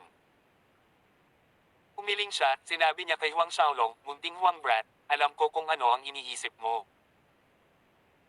Ang iyong talento ay talagang napakapangit, isang bihirang henyo na lumilitaw minsan sa milyon-milyong taon, ngunit ang paghamon sa Hellion Tower ay ibang bagay. Sa napakaraming taon, iisa lang ang nakalampas sa ikasampung palapag. Isa lang." Si Huang Xiaolong ay sumipsip ng malamig na hangin. Tumango ang Ascending Moon Old Man, "Oo, ang taong iyon ay ang sinaunang Devil King na nagtayo ng City of Devils, siya lang ang matagumpay na nakalampas sa ikasampung palapag." Tinasabing, nang makalampas siya sa ikasampung palapag, ang kanyang gantimpala ay isang 10 milyong taong gulang na Devil Fruit. Isang 10 milyong taong gulang na Devil Fruit. Isang nilalagnat na kinangang sumilay sa mga mata ni Huang Xiaolong. Isang kayamanan ng ganitong antas. Bagamat hindi alam ni Huang Xiaolong kung anong uri ng espiritual na prutas ang Devil Fruit, sigurado siyang ito ay isang mahalaga at pambihirang kayamanan. Ang isang 3 milyong taong gulang na halamang gamot ay napakabihirang na sa mundo, maiisip na ng isa ang halaga ng isang 10 milyong taong gulang na espiritual na prutas at ang kamangha-manghang enerhiya na nasa loob. Wala pang nakatungtong sa ika-11 at ika-12 palapag, lalo na't hindi sila dumaan. Idinagdag ng Ascending Moon Old Man, kaya walang nakakaalam tungkol sa mga gantimpala na iyon. Ang ilan ay nahulaan na ito ay maaaring 100 milyong taong gulang na espiritual na prutas, ang iba ay nagsabi na ito ay isang pinakamataas na banal na pellet, ang ilan ay nagsabing ito ay isang pinakamataas na pamana. 100 milyong taong gulang na espiritual na prutas. Isang kataas-taasang banal na bulitas. Isang kataas-taasang pamana. Walang kamalay-malay, naikuyom ni Huang Xiaolong ang kanyang mga kamao. Ang pagpasa sa Hellion Tower na ito ay umaasa sa lawak ng talento ng isang tao, ibig sabihin ba nito ay maaaring subukan ng sino man na hamanin ito? Kung ito man ay isang Saint Realm o God Realm Cultivator? Tanong ni Huang Xiaolong. Ang Ascending Moon Old Man ay umiling habang nagsasalita, hindi iyon ang kaso, ang naghahaman ay dapat man lang ay isang High God Realm Master, dahil ang pasukan ng Hellion Tower ay mabubuksan lamang gamit ang sariling puwersa ng naghahaman. Noong una, binalak ni Huang Xiaolong na isama si Shi Xiaofei upang subukang dumaan sa Hellion Tower, ngunit ngayong narinig niya ang paliwanag ng matanda, pinigilan niya ang pag-iisip na iyon. Kung gayon, maaaring hamanin ng isa ang Hellion Tower kahit ilang beses. Nagtanong ulit si Huang Xiaolong. Ang Ascending Moon Old Man ay nagsabi, hindi talaga. Ang bawat tao ay may dalawang pagtatangka, ngunit ang kahirapan sa pangalawang pagkakataon ay mas mataas kaysa sa unang pagkakataon. Naturally, mas malaki rin ang rewards ng bawat floor. Si Huang Xiaolong ay sumipsip ng malamig na hangin. Kasunod nito, nagtanong siya ng ilan pang mga katanungan na may kaugnayan sa Hellion Tower at ang Path to Hell. Sinabi ng Ascending Moon Old Man kay Huang Xiaolong ang lahat ng alam niya tungkol sa dalawang lugar na ito. Ang pinakamakapangyarihang puwersa sa lungsod ng mga Diablo ay ang sinaunang lahi ng Diablo, ang mga inapo ng mismong Devil King pagkatapos ng mga henerasyon ng umuunlad na kasaganaan. Maliban sa sinaunang lahi ng Diablo na ito ay ang mga nakakalat na puwersa ng iba pang mga sekta at pamilya ng mga kalawakan, tulad ng Wango Clan, Fortune Gate, Mo Clan, ang Dark Elf Tribe, Tempest Academy, at maging ang Giant Tribe. Gayunpaman, ang kapangyarihan ng mga puwersa ng sangay na iyon ay hindi talaga ganoon kalakas.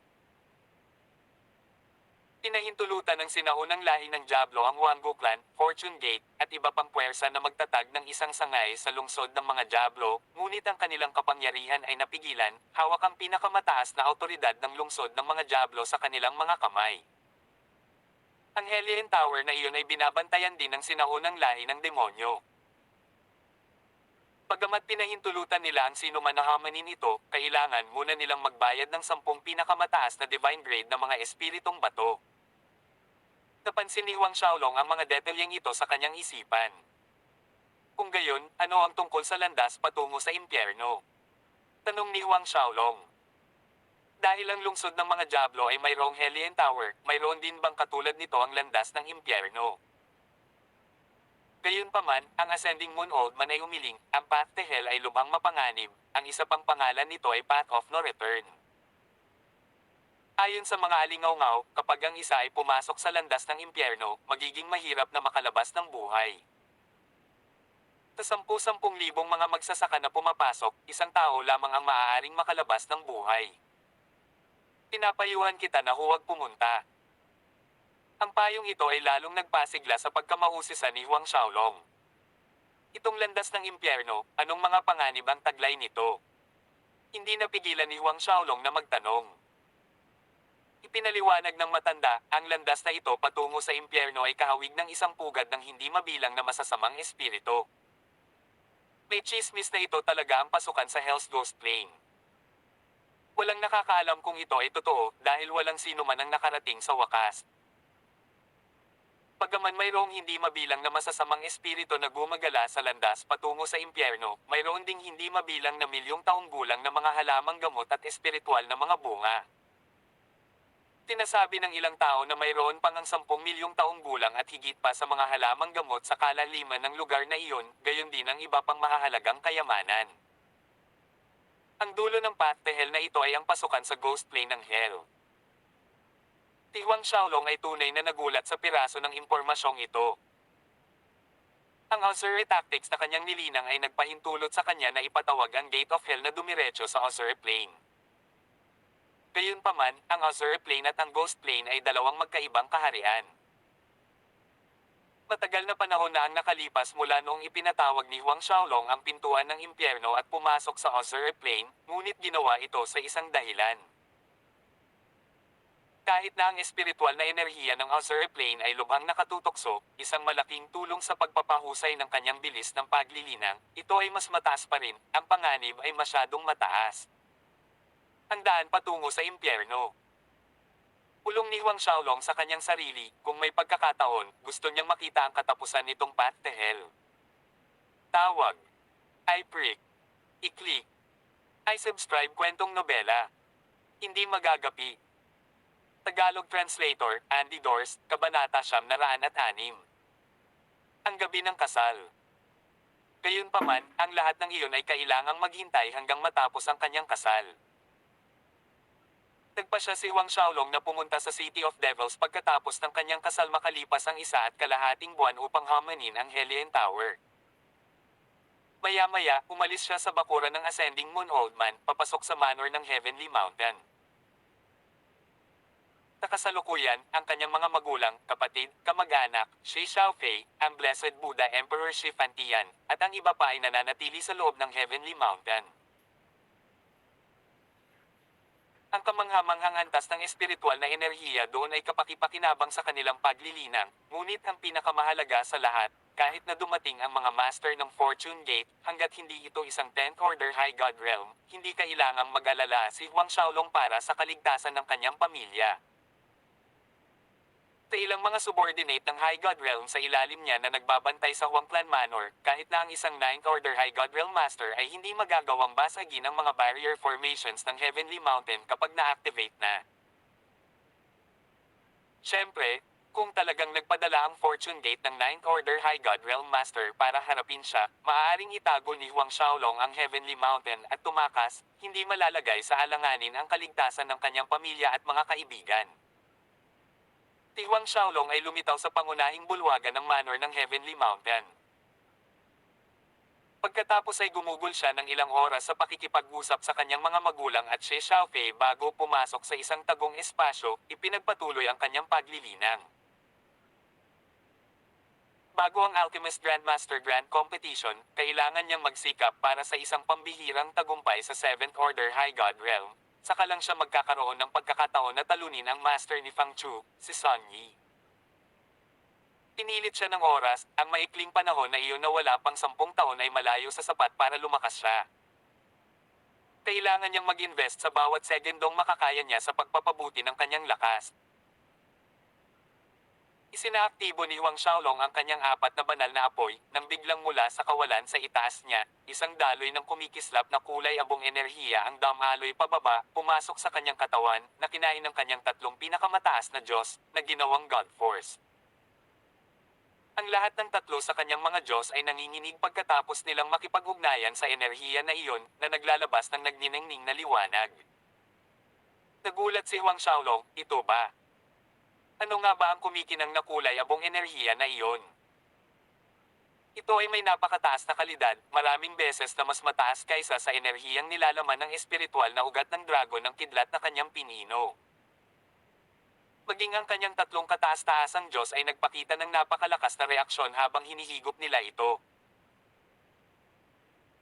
Ang espiritual na ugat ng kidlat na dragon ay nabuo mula sa hindi mabilang na mga taon ng pag-iipon ng espiritual na enerhiya ng isang mas mataas na kaharian, ngunit ang kalidad ng kumikinang na kulay abong enerhiya na ito ay maraming beses na mas mataas kaysa doon.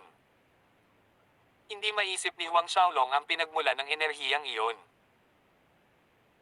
Ngunit mabilis niyang pinigilan ang pagkamangha sa kanyang puso, muling pinasigla ang 4 na banal na apoy, na naging sanhi ng daloy ng kumikinang na kulay abong enerhiya na damaloy palabas mula sa kawalan patungo sa kanyang katawan.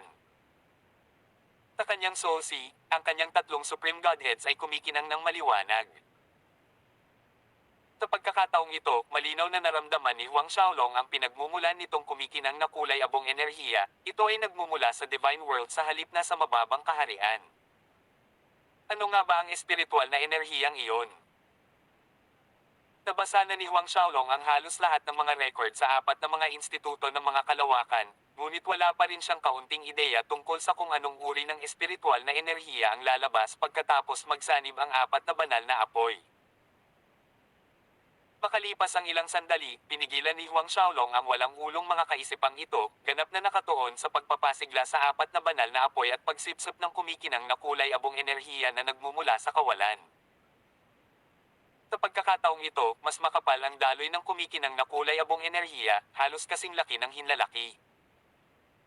Pinalakas ni Huang Xiaolong ang kanyang pagsisikap sa pagpapasigla sa 4 na banal na apoy.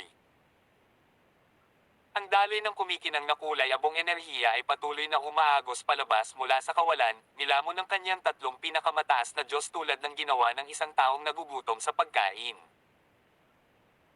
Ang nagniningning na liwanag mula sa soul sea ni Huang Xiaolong ay lumawak sa labas ng kanyang katawan, lumalawak, nagiging mas kaakit-akit. Lumipas ang araw sa isang kisap mata. Dahan-dahang binuksan ni Huang Xiaolong ang kanyang mga mata. Matapos ang isang araw ng pagsipsip ng kumikislap na kulay abong enerhiya, naramdaman niya ang makabuluhang pag-unlad sa kanyang paglilinang, lalo na ang puwersa ng Diyos sa loob ng kanyang 3 pinakamataas na Diyos na tila dumaan sa ilang uri ng mga pagbabago, nagiging mas dalisay at mas malakas. Isang bagay na nagpalungkot kay Huang Xiaolong ay ang katotohanan na isang thumb-sized na stream ng kulay abong enerhiya ang dadaloy palabas mula sa Divine World kahit gaano pa niya itinulak ang 4 na Divine Fire. Ibig sabihin, sa bawat paghinga, iisang batis lang ang lalabas. Hindi pa banggitin ang bilis na nilamon ng kanyang 3 Supreme Godheads ang enerhiyang iyon. Sa bawat paghinga, ang bawat isa sa kanyang mga Godhead ay maaaring lumamon ng 100 daloy ng kulay abong enerhiya, at ang pagkakaroon ng 3 pinakamataas na Diyos ay triple ang halaga sa 300 mga stream. Sa makatuwid, ang isang maliit na daloy ng enerhiya sa bawat isa pang hininga ay hindi sapat upang hatiin sa pagitan ng kanyang 3 pinakamataas na Diyos Bagamat mababa ang kalidad ng enerhiya ng espiritual na ugat ng dragon ng kidlat, maaari nitong pakainan ang lahat ng 3 mga Diyos ni Huang Xiaolong hanggang sa sila ay mabusog sa bawat pagkakataon. Pagkatapos ay gumawa siya ng mabilis na pagtatantya sa kanyang ulo. Kung nilinang niya ang kumikinang na kulay abong enerhiya na ito, may napakataas na pagkakataon na makapasok siya sa Fifth Order High God Realm sa loob ng maikling 2 hanggang 3 taon. Ang bilis na ito ay maaaring hindi pa nagagawa sa iba, ngunit ito ay medyo mabagal para kay Huang Xiaolong. Pagkatapos ng lahat, wala pang 10 taon bago ang kompetisyon ng Alchemist Grandmaster Union. Ang pag-asa lamang sa kumikinang na kulay abong enerhiya na ito ay hindi sapat para makapasok siya sa Seventh Order High God Realm sa loob ng 10 taon. Mukhang kailangan ko pang maglakbay sa City of Devils at Harmony ng Hellion Tower. Naisip ni Huang Xiaolong sa kanyang sarili. Kaya naman, sa gabi, gagamitin ni Huang Xiaolong ang 4 na banal na apoy upang sumipsip ng kumikinang na kulay abong enerhiya, habang sa araw ay gumugugol siya ng oras kasama ang kanyang pamilya at si Shi Xiaofei. Mabilis na lumipas ang mga araw, at dumating ang araw ng kasal nina Huang Xiaolong at Shi Xiaofei. Pagkatapos ng 2 buwan ng muling pagtatayo, ibinalik ng Huang Clan Manor ang dati nitong kagandahan. Sa katunayan, ang buong tirahan ay mas engrandi, na puno ng buhay na buhay, maligaya na hangin. 2 buwan na ang nakalipas, dahil sa naglabas ng salita ang Yellow at Beitang families na pipintahan nila ng dugo ang Martial Spirit World, maliban sa Master Fenyang ni Huang Xiaolong, ang kanyang eldest senior apprentice brother na si Liu Yun, third apprentice sister na si Qi Wen, at ilang iba pa, walang nangahas magpakita sa kanyang kasal. Gayunpaman, sa pagkakataong ito, ang mga magsasaka mula sa 4 na kalawakan ay makikita sa buong paligid, katulad ng karagatan ng mga tao. Sila ay sapat na upang punan ang buong Martial Spirit World. Ang malalaki at maliliit na patriarch, ancestors, grand elders, at elders ng 4 na galaxy ay dumating sa Martial Spirit World na may dalang mga regalo. Ang Huang Clan Manor ay mas puno ng mga bisita, lubhang masigla. Ang gayong napakalaking okasyon ay hindi kailanman naganap sa 4 na kalawakan sa loob ng milyon-milyong taon. Ang mga regalo ay nakatambak sa ilang bundok na mataas, na nakahanay sa tabi ng bawat isa. Sa katunayan, ang mga tagapaglingkod ng Huang Clan Manor ay nagpareserba ng isang malaking bakanteng parisukat para ilagay ang mga reg along ito, ngunit sa paglipas ng panahon ay napagtanto nila na ang espasyo ay malayo sa sapat. Matapos dumaan sa isang serye ng mga ritual ng kasal na kinabibilangan ng mga seremonyal na busog at seremonya ng tsaa, masayang ipinadala ni Huang Min at ng iba pa si Shi Xiaofei sa silid ng kasal, habang si Huang Xiaolong ay naiwan upang samahan ang mga panauhin sa pag-ihaw sa piging. Naturally, ang mga ninuno, patriarch, grand elder, at elder na iyon ay natarante ng mag-toast kay Huang Xiaolong, yumuko ng kinakabahan habang binibigkas ang maingat na mga salita ng pambobola na parang magagalit si Huang Xiaolong kung sila ay kalahating hakbang na masyadong mabagal. Ang dilim ay unti-unting naghila ng tabing sa kalangitan, at ang mga panauhin mula sa 4 na kalawakan ay nagpaalam at umalis. Pagkaalis ng lahat, pumunta si Huang Xiaolong sa isang pinalamutian na bakuran, kuminto sa harap ng silid ng kasal. Itinulak ng kanyang mga palad ang mga pinto sa kanyang harapan at pumasok sa loob kung saan matagal nang naghihintay si Shi Xiaofei, nakaupo sa gilid ng bridal bed na gawa sa 10,000 taong gulang na elm wood. Bagamat ang 2 tao ay nasa magkaibang dulo ng silid, naririnig ni Huang Xiaolong ang malakas na tibok ng puso ni Shi Xiaofei. Dahan-dahan siyang lumapit kay Shi Xiaofei, na nakasuot ng pulang damit pangkasal, at umupo sa harapan niya, dahilan para bumilis ang tibok ng puso niya. Inalis ni Huang Xiaolong ang pulang scarf na nakatikip sa kanyang ulo, inilantad ang nakakaakit na mukha ni Shi Xiaofei, medyo namumula dahil sa pagkamahiyain. Ngayon, si Shi Xiaofei ay espesyal na nakadamit, na nagpapataas ng kanyang kaakit-akit na kagandahan sa ibang antas, na naging sanhi ng lahat ng iba pang mga nilalang na mapatlo kung ikukumpara. Tumaas ang damdamin ni Huang Xiaolong sa kanyang dibdib, mahinang tinawag ang kanyang pangalan, Xiaofei. Sagot ni Shi Xiaofei, halos hindi mas malakas kaysa sa isang lamok. Parang nag-flicker sa kanyang isipan ang susunod na mangyayari, ang maselang mukha ay namula na parang mansanas. Lumapit si Huang Xiaolong, inilapit ang kanyang mga labi sa kanyang tainga, mamulong, ngayong gabi, akin ka. Tawag. I prick. Iklik. I subscribe kwentong nobela. Hindi magagapi. Tagalog translator, Andy Dorst, Kabanata 907. Tatlong araw at tatlong gabi. Isang panginginig ang bumalot sa maliit na katawan ni Xie Xiaofei nang marinig ang kanyang mahinang bulong. Ang pagkamahiyain ng isang batang babae ay ganap na ipinakita sa kanyang maselang mukha. Ang kanyang mga tenga ay namumula hanggang sa kanyang mga earlobes. Sa oras na ito, inabot ang braso ni Huang Xiaolong, at bago pa man malaman ni Xie Xiaofei ay nakasandal na siya sa kanyang matigas na dibdib. Kahit sa mga layer ng kanyang damit pangkasal, ramdam ni Huang Xiaolong ang pagtaas ng temperatura ng katawan ni Xie Xiaofei. Napukaw, nagsimulang gumala ang mga kamay niya.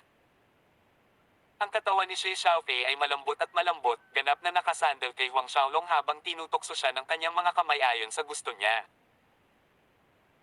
Gayunpaman, sa paglipas ng panahon, ang pares ng panlalaking kamay ay nagsindi ng apoy sa kanyang katawan kahit saan sila magdampi, dahilan para unti-unting bumibigat ang kanyang paghinga. Ang mahinang pabango ng katawan ni Xie Xiaofei ay tumulo sa ilong ni Huang Xiaolong. Bumaba ang kanyang ulo, pagkatapos ay sinalubong ng kanyang mga labi ang isang pares ng matingkad na cherry red na labi, na nagdulot ng panginginig sa katawan ni Xie Xiaofei.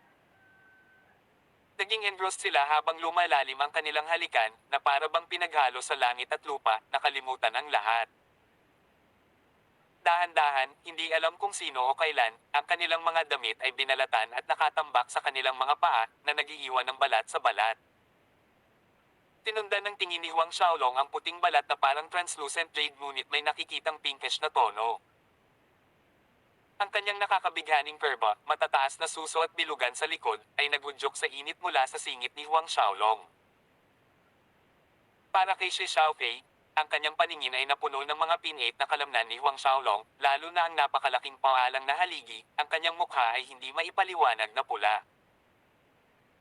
Makalipas ang ilang sandali, ang mahinang helanghing at ungol ay umalangaw-ngaw mula sa silid ng kasal at ang pangunahing pagnanasa ay napuno sa silid, ang bakuran. Pagkaraan ng 3 araw at 3 gabi, lumabas sa silid ng kasal sina Huang Xiaolong at Xie Xiaofei. Nang pumasok sila sa bulwagan at nakita ang lahat ng naroon na may dugong mga mata, hindi napigilan ni Huang Xiaolong at Xie Xiaofei na maging pula. Ang kanyang nakababatang kapatid na si Huang Xiaohai ay maingat na nagbigay ng thumbs up kay Huang Xiaolong. Inilibot ni Huang Xiaolong ang kanyang mga mata at nagkunwaring hindi nakakita. Samantalang sina Suyan at Wang Min ay mabilis na lumapit kay Xie Xiaofei, nag-uusap sa mababang pabulong. Ibinaba ni Xie Xiaofei ang kanyang ulo, nabasa lahat ng kanyang mukha. Sa isang kisap mata, lumipas ang isang buwan. Sa isang buwang ito, ang mga araw ni Huang Xiaolong ay ginugol sa paglilinang, pinasisigla ang 4 na banal na apoy at sinisipsip ang kumikislap na kulay abong enerhiya, habang ang kanyang mga gabi ay ginugol sa pagitan ng mga kumot kasama si Xie Xiaofei. Sa pagitan, dadalhin niya si Xie Xiaofei at ang kanyang pamilya sa maliliit na paglalakbay sa Martial Spirit World. Lumipas ang oras at lumipas ang isang buwan. Pagkatapos ng isang buwang pagsipsip ng kumikinang na kulay abong enerhiya, tumaas ng husto ang paglilinang ni Huang Xiaolong.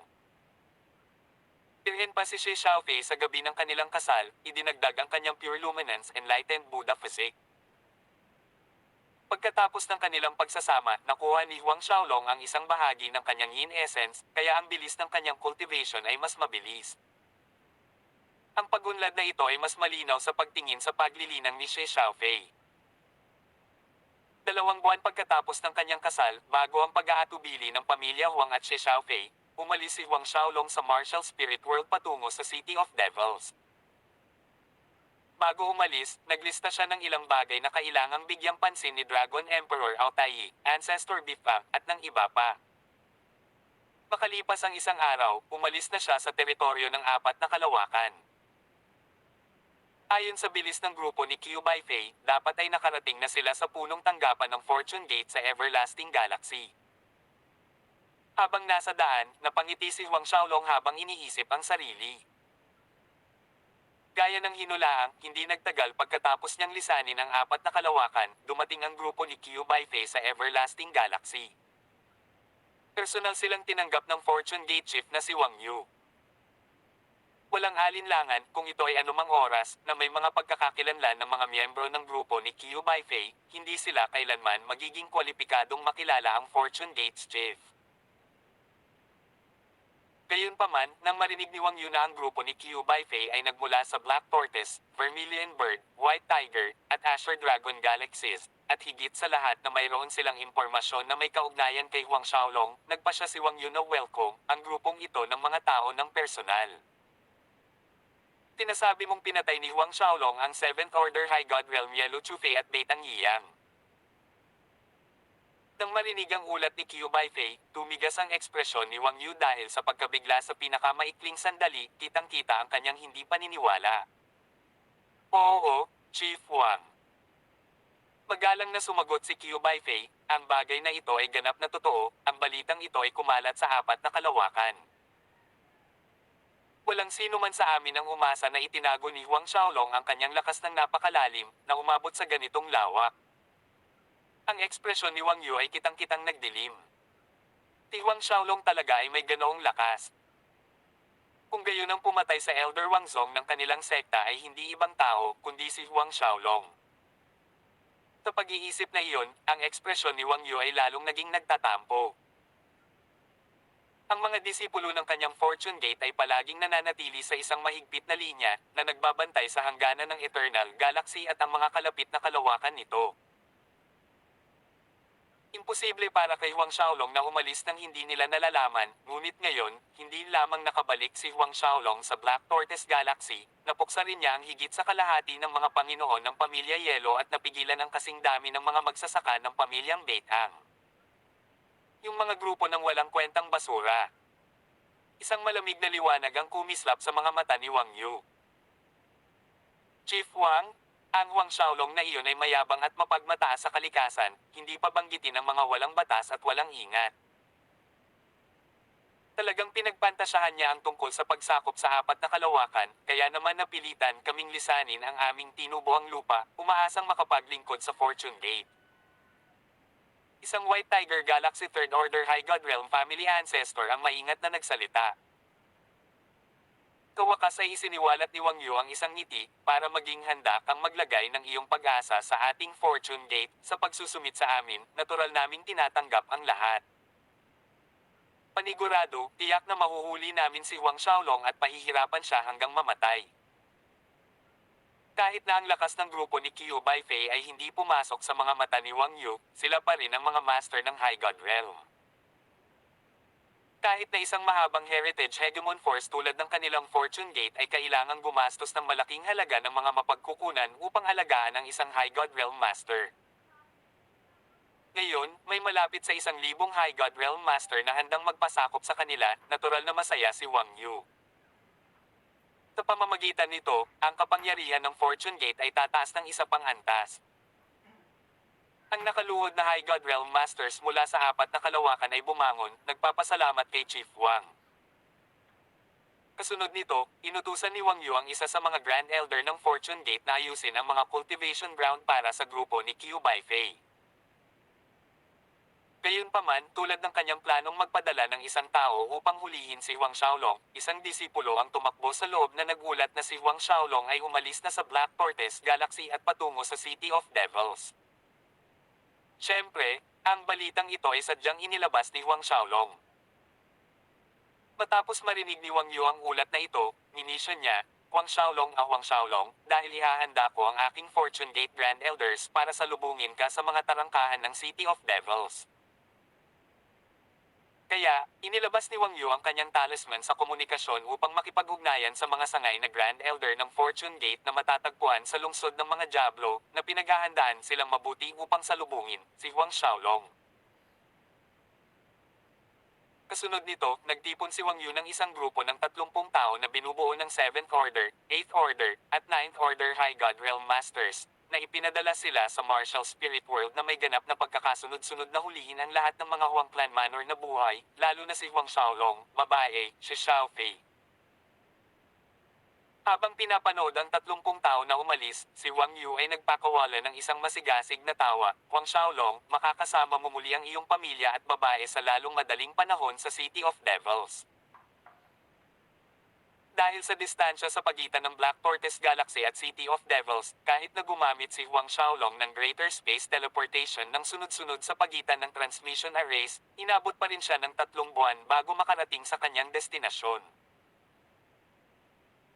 Sa 3 buwang iyon, ipinagpatuloy niya ang pag-absorb ng kulay-abong enerhiya upang linangin habang siya ay naglalakbay, na pinaliit ang kanyang paglilinang sa pinakamataas na bahagi ng huling Fourth Order High God Realm.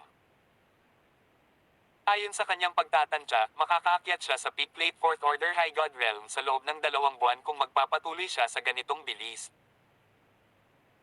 Sa pagtingin sa napakalaking lungsod na nakatayo sa gitna ng kalawakan, ang matataas na pader ng lungsod at Devil Chi na umiikot sa itaas ng City of Devils, hindi sinasadya ni Huang Xiaolong na bumilis.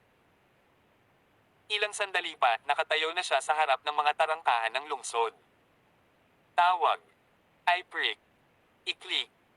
I-subscribe kwentong nobela. Hindi magagapi. Tagalog Translator, Andy Dors, Kabanata 908. Devil Bid.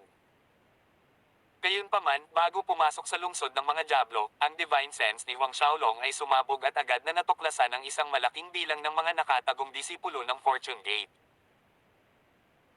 Kabilang sa kanila ang isang kahangahangang matandang lalaki na naglalabas ng nakasusuklam na presyon, tiyak na isang 8th Order High God Realm Master o mas mataas.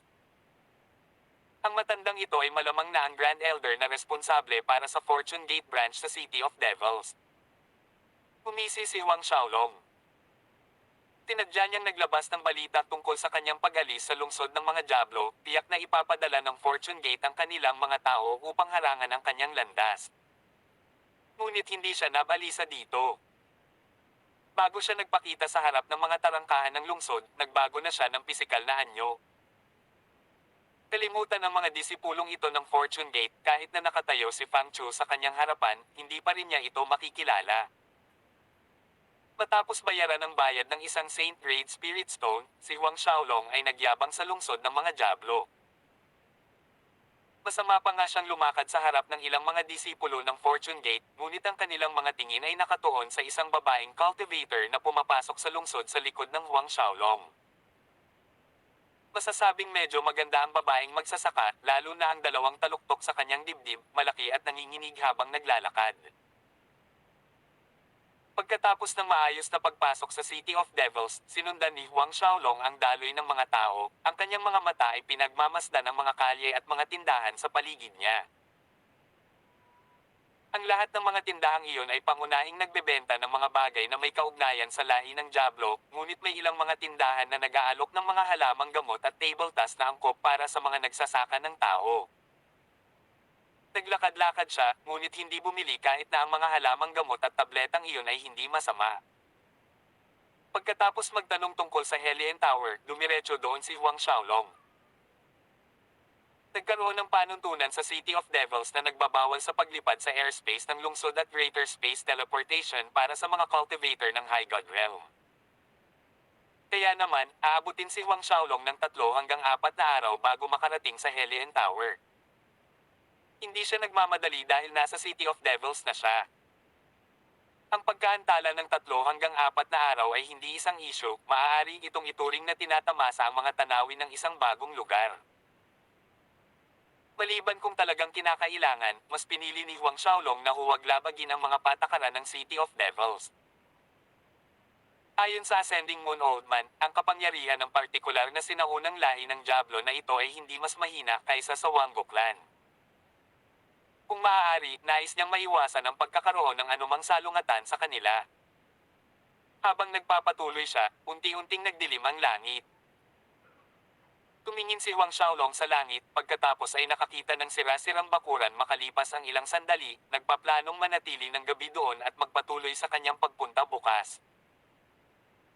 Matapos makapasok sa sira-sirang bakuran, nilinis ni Huang Xiaolong ang isang sulok ng silid gamit ang mahinang pagkuway ng kanyang kamay at umupo sa isang meditative na posisyon sa sahig. Pagkatapos ay lumunok siya ng extraordinary divine pellet at nagsimulang mag-ehersisyo sa paghinga. Sa isang kisap mata, malalim na ang gabi. Umaba ang kulay pilak na liwanag ng buwan na nagliliwanag sa bakuran. Si Huang Xiaolong ay nagpapahinga sa isang meditative posture nang marinig niya ang tunog ng sipol ng hangin sa di kalayuan mula sa bakuran na kanyang kinaroroonan. Pinuksan niya ang kanyang mga mata at nakita niya ang pababang figure ng isang medyo may edad na. Maaliwala sa ilalim ng liwanag ng buwan ang kanyang damit na may bahid ng dugo, nanginginig ang kanyang mga paa sa lupa, ang kanyang paghinga ay magulo. Napansin ni Huang Xiaolong na ang pagkadyos ng taong ito ay pilit na napinsala ng isang malakas na puwersa. Nang mapansin ng nasa katanghaliang gulang na lalaki si Huang Xiaolong sa bakuran, lumiwanag ang kanyang mga mata at nag-effort na lumapit sa kanya. Gayunpaman, bago pa siya makapagsalita, isang matalim na liwanag ng espada ang tumama sa kawalan, na tumawid sa leeg ng nasa katanghaliang gulang na lalaki.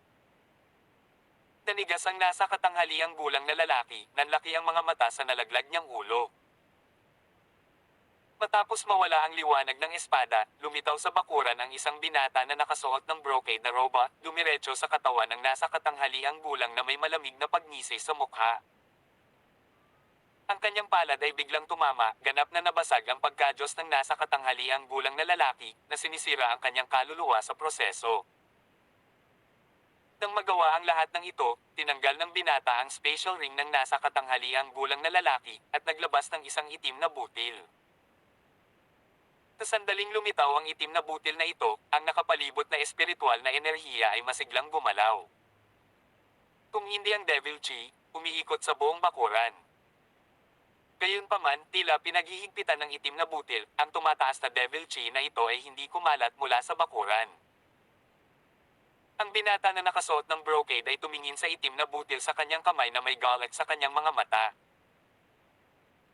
Sa sumunod na segundo, nagpakawala siya ng isang hindi mapigil ang tawa bago inilagay ang itim na butil sa sarili niyang special ring. Noon lang siya nakatutok kay Huang Xiaolong.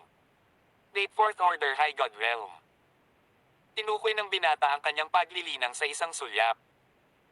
Hindi niya tinanong si Huang Xiaolong, malamig na tumingin lang sa kanya, nagtanong, Ron, magpapakamatay ka ba o dapat kong gawin? Isang mahinang pagsimangot ang kumunat sa mga kilay ni Huang Xiaolong na nagpapakita ng kanyang sama ng loob. Tila may nakita siyang hindi niya dapat makita, kaya naman binalak siya ng binatang ito na patahimikin. Ang lakas ng naka-brocade na binata na ito ay hindi ganoon kalala, isang mid-7th order High God Realm cultivator. Ikaw ay isang alagad ng angkan ng Diablo. Tanong ni Huang Xiaolong, sinulyapan ang kasuotan ng binata. Umalaklak ang binata na naka-brocade, tama. Ang iyong lakas ay hindi masama, medyo mas mahusay kaysa sa disipulong iyon ng Fortune Gate, ngunit huwag isipin na maaari kang mapalad na makatakas. Bago ako, hindi ka magkakaroon ng pagkakataong ito. Umunat ang noo ni Huang Xiaolong habang bumalik ang kanyang ekspresyon sa dati niyang kawalang interes, ayokong patayin ka, at wala akong interes na makialam sa mga usapin ng iyong Devil Clan. Umalis ka na at walang sino man sa atin ang makikialam sa isa't isa. Talagang ayaw ni Huang Xiaolong na makaladkad sa mga usapin ng angkan ng Diablo. Sa City of Devils na ito, maliban kung talagang kinakailangan, ayaw niyang makipagtalo sa angkan ng Diablo. Sa mga salita ni Huang Xiaolong, isang panandaliang bahid ng pagnanasa ng dugo ang lumipad sa mga mata ng binata na nakatingin sa kanya, gumawa ng labis na pagkilos ng paghuhukay ng kanyang tenga, hindi ako nagkamali ng narinig, di ba? Tinabi mo lang na ayaw mo akong patayin. Ang tunog ng sipol ay umalingaw-ngaw sa di kalayuan, napaputol sa kanyang mga salita. Bumaba sa bakuran ang isa pang alagad na nakasuot ng kaparehong damit na brocade. Mu Chen, nahanap mo ba ang Devil Bead? Tinanong ng pangalawang disipulo ng angkan ng demonyo ang unang disipulo. Ang lahat ng mga pangunahing disipulo ng angkan ng Diablo ay gumamit ng apelyido na Mo. Sumagot ang unang disciple ng angkan ng demonyo na si Mo Chen, alam mong makakapanatag ka kapag ginawa ko ang mga bagay. Nakuha ko na ang Devil Bead, ngunit nakita ng Runt na ito ang ilang bagay na hindi niya dapat taglayin. Tinabi ko sa kanya na magpakamatay, ngunit hulaan kung ano ang sinabi niya sa akin. Tinabi niya na ayaw niya akong patayin at sinabi sa akin na umalis, hindi nag-abala sa isa't isa.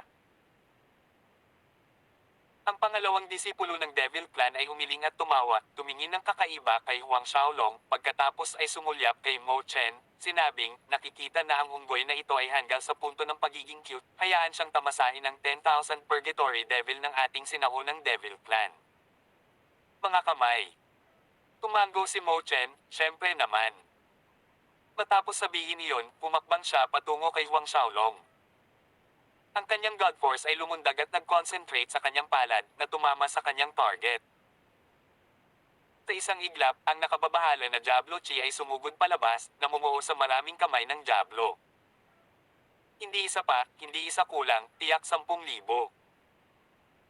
Nang malapit nang magsara ang mga kamay ng demonyong iyon kay Huang Xiaolong, ang mga nagniningning na sinag na parang 1,000,000 araw ay lumabas mula sa katawan ni Huang Xiaolong, maliwanag at sagrado. Ang kanyang light element na God Force ay umagos palabas tulad ng isang galactic river, nilubog ang lahat ng kamay ng demonyong hinawakan nito, at dinadalisay sila.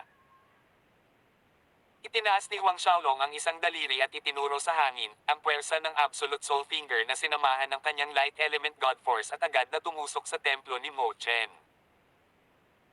Si Mo Chen ay bumagsak sa sahig, ang kanyang naghihingalong mukha ay puno ng kawalang paniwala. Natigilan ng pangalawang Devil Clan disciple na si Mo Rui, pagkatapos ay binalot ng takot ang kanyang mukha, light element God Force. Tumalikod na siya, tumakas ng walang pag-aalinlangan. Napalingon pa lang siya nang may dumaan na figure na hamarang sa harapan niya.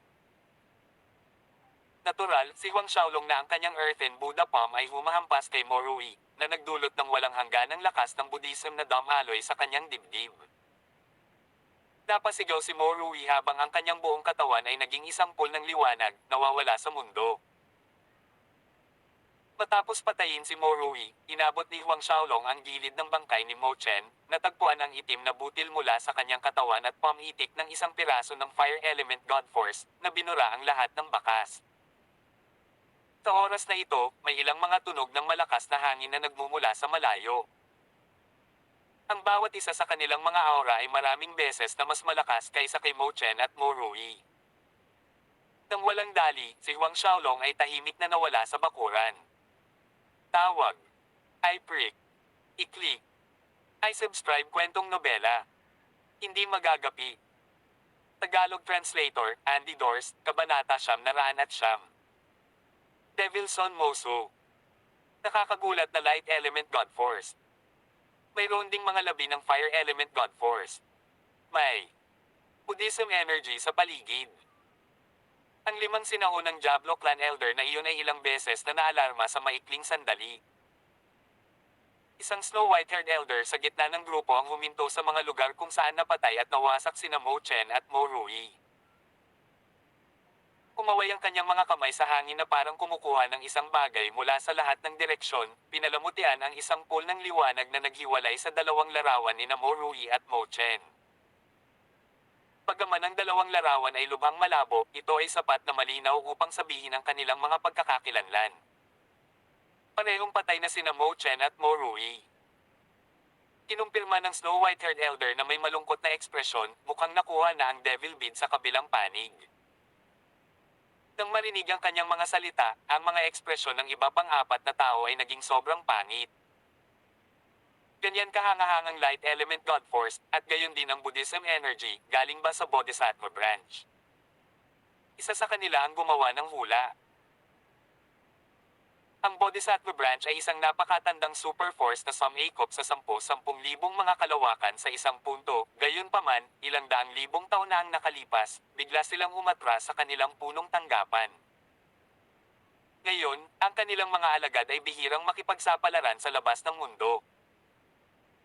Ang pamamaraan ng paglilinang ng sangay ng Bodhisattva na ito ay pangunahing nagmula sa mga pamamaraan ng paglilinang ng Budismo.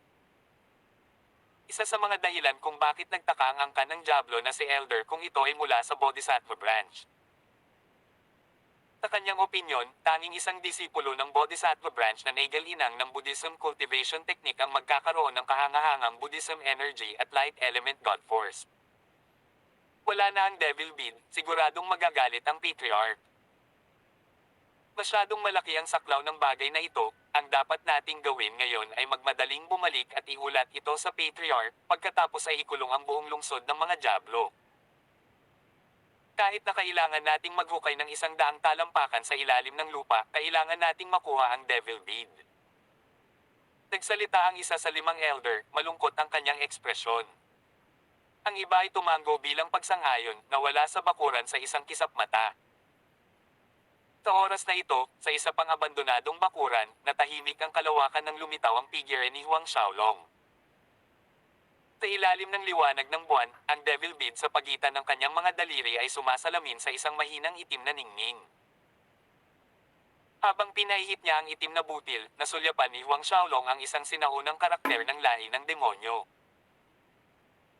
Bagamat hindi pa niya alam ang paggamit ng Devil Bead na ito, walang alinlangan na ito ay isang bagay na may malaking kahalagahan para sa angkan ng Diablo, kung hindi ay hindi sila nagpadala ng napakaraming master para hanapin ito. Naglabas siya ng matanong na strand ng Divine Sense sa itim na butil, ngunit ito ay naitaboy ng isang mahiwagang puwersa. Ang nagawa niyang matuklasan ay ang katotohanan na ang sinaunang karakter ng lahi ng Diablo ay bahagyang nanginginig ng ang kanyang banal na kahulugan ay pumasok sa Devil Bead. Nagmula ba ang mahiwagang puwersang iyon sa sinaunang karakter ng demonyong iyon? Sa kabila ng paggastos ng susunod na oras sa pag-aaral ng Devil Bead, si Huang Xiaolong ay walang nadagdag. Pagkatapos ay itinago niya ang Devil Bead, iniwan ito para sa ibang pagkakataon, pagkatapos ay nilamon ng isang extraordinary divine pellet at nagpatuloy sa kanyang mga ehersisyo sa paghinga. Kasabay nito, sa loob ng malaking bulwagan ng Devil Clan, ang Clan Patriarch na si Mo Dingtian ay labis na nabalisa. Natanggap lang niya ang ulat ng kanyang mga nasasakupan na nagsasabing ang Devil Bead ay kinuha ng isang hindi kilalang master na naigalinang ng mga diskarte sa Budismo. Isang grupo ng basura. Umungol si Mo Dingtian upang ilabas ang kanyang galit na naging sanhi ng pagyanig ng buong malaking bulwagan. Ilang hakbang sa ibaba ng dais, isang grupo ng mga Devil Clan Elders ang nanginginig sa kanilang mga puso, nagkasala na ibinaba ang kanilang mga ulo.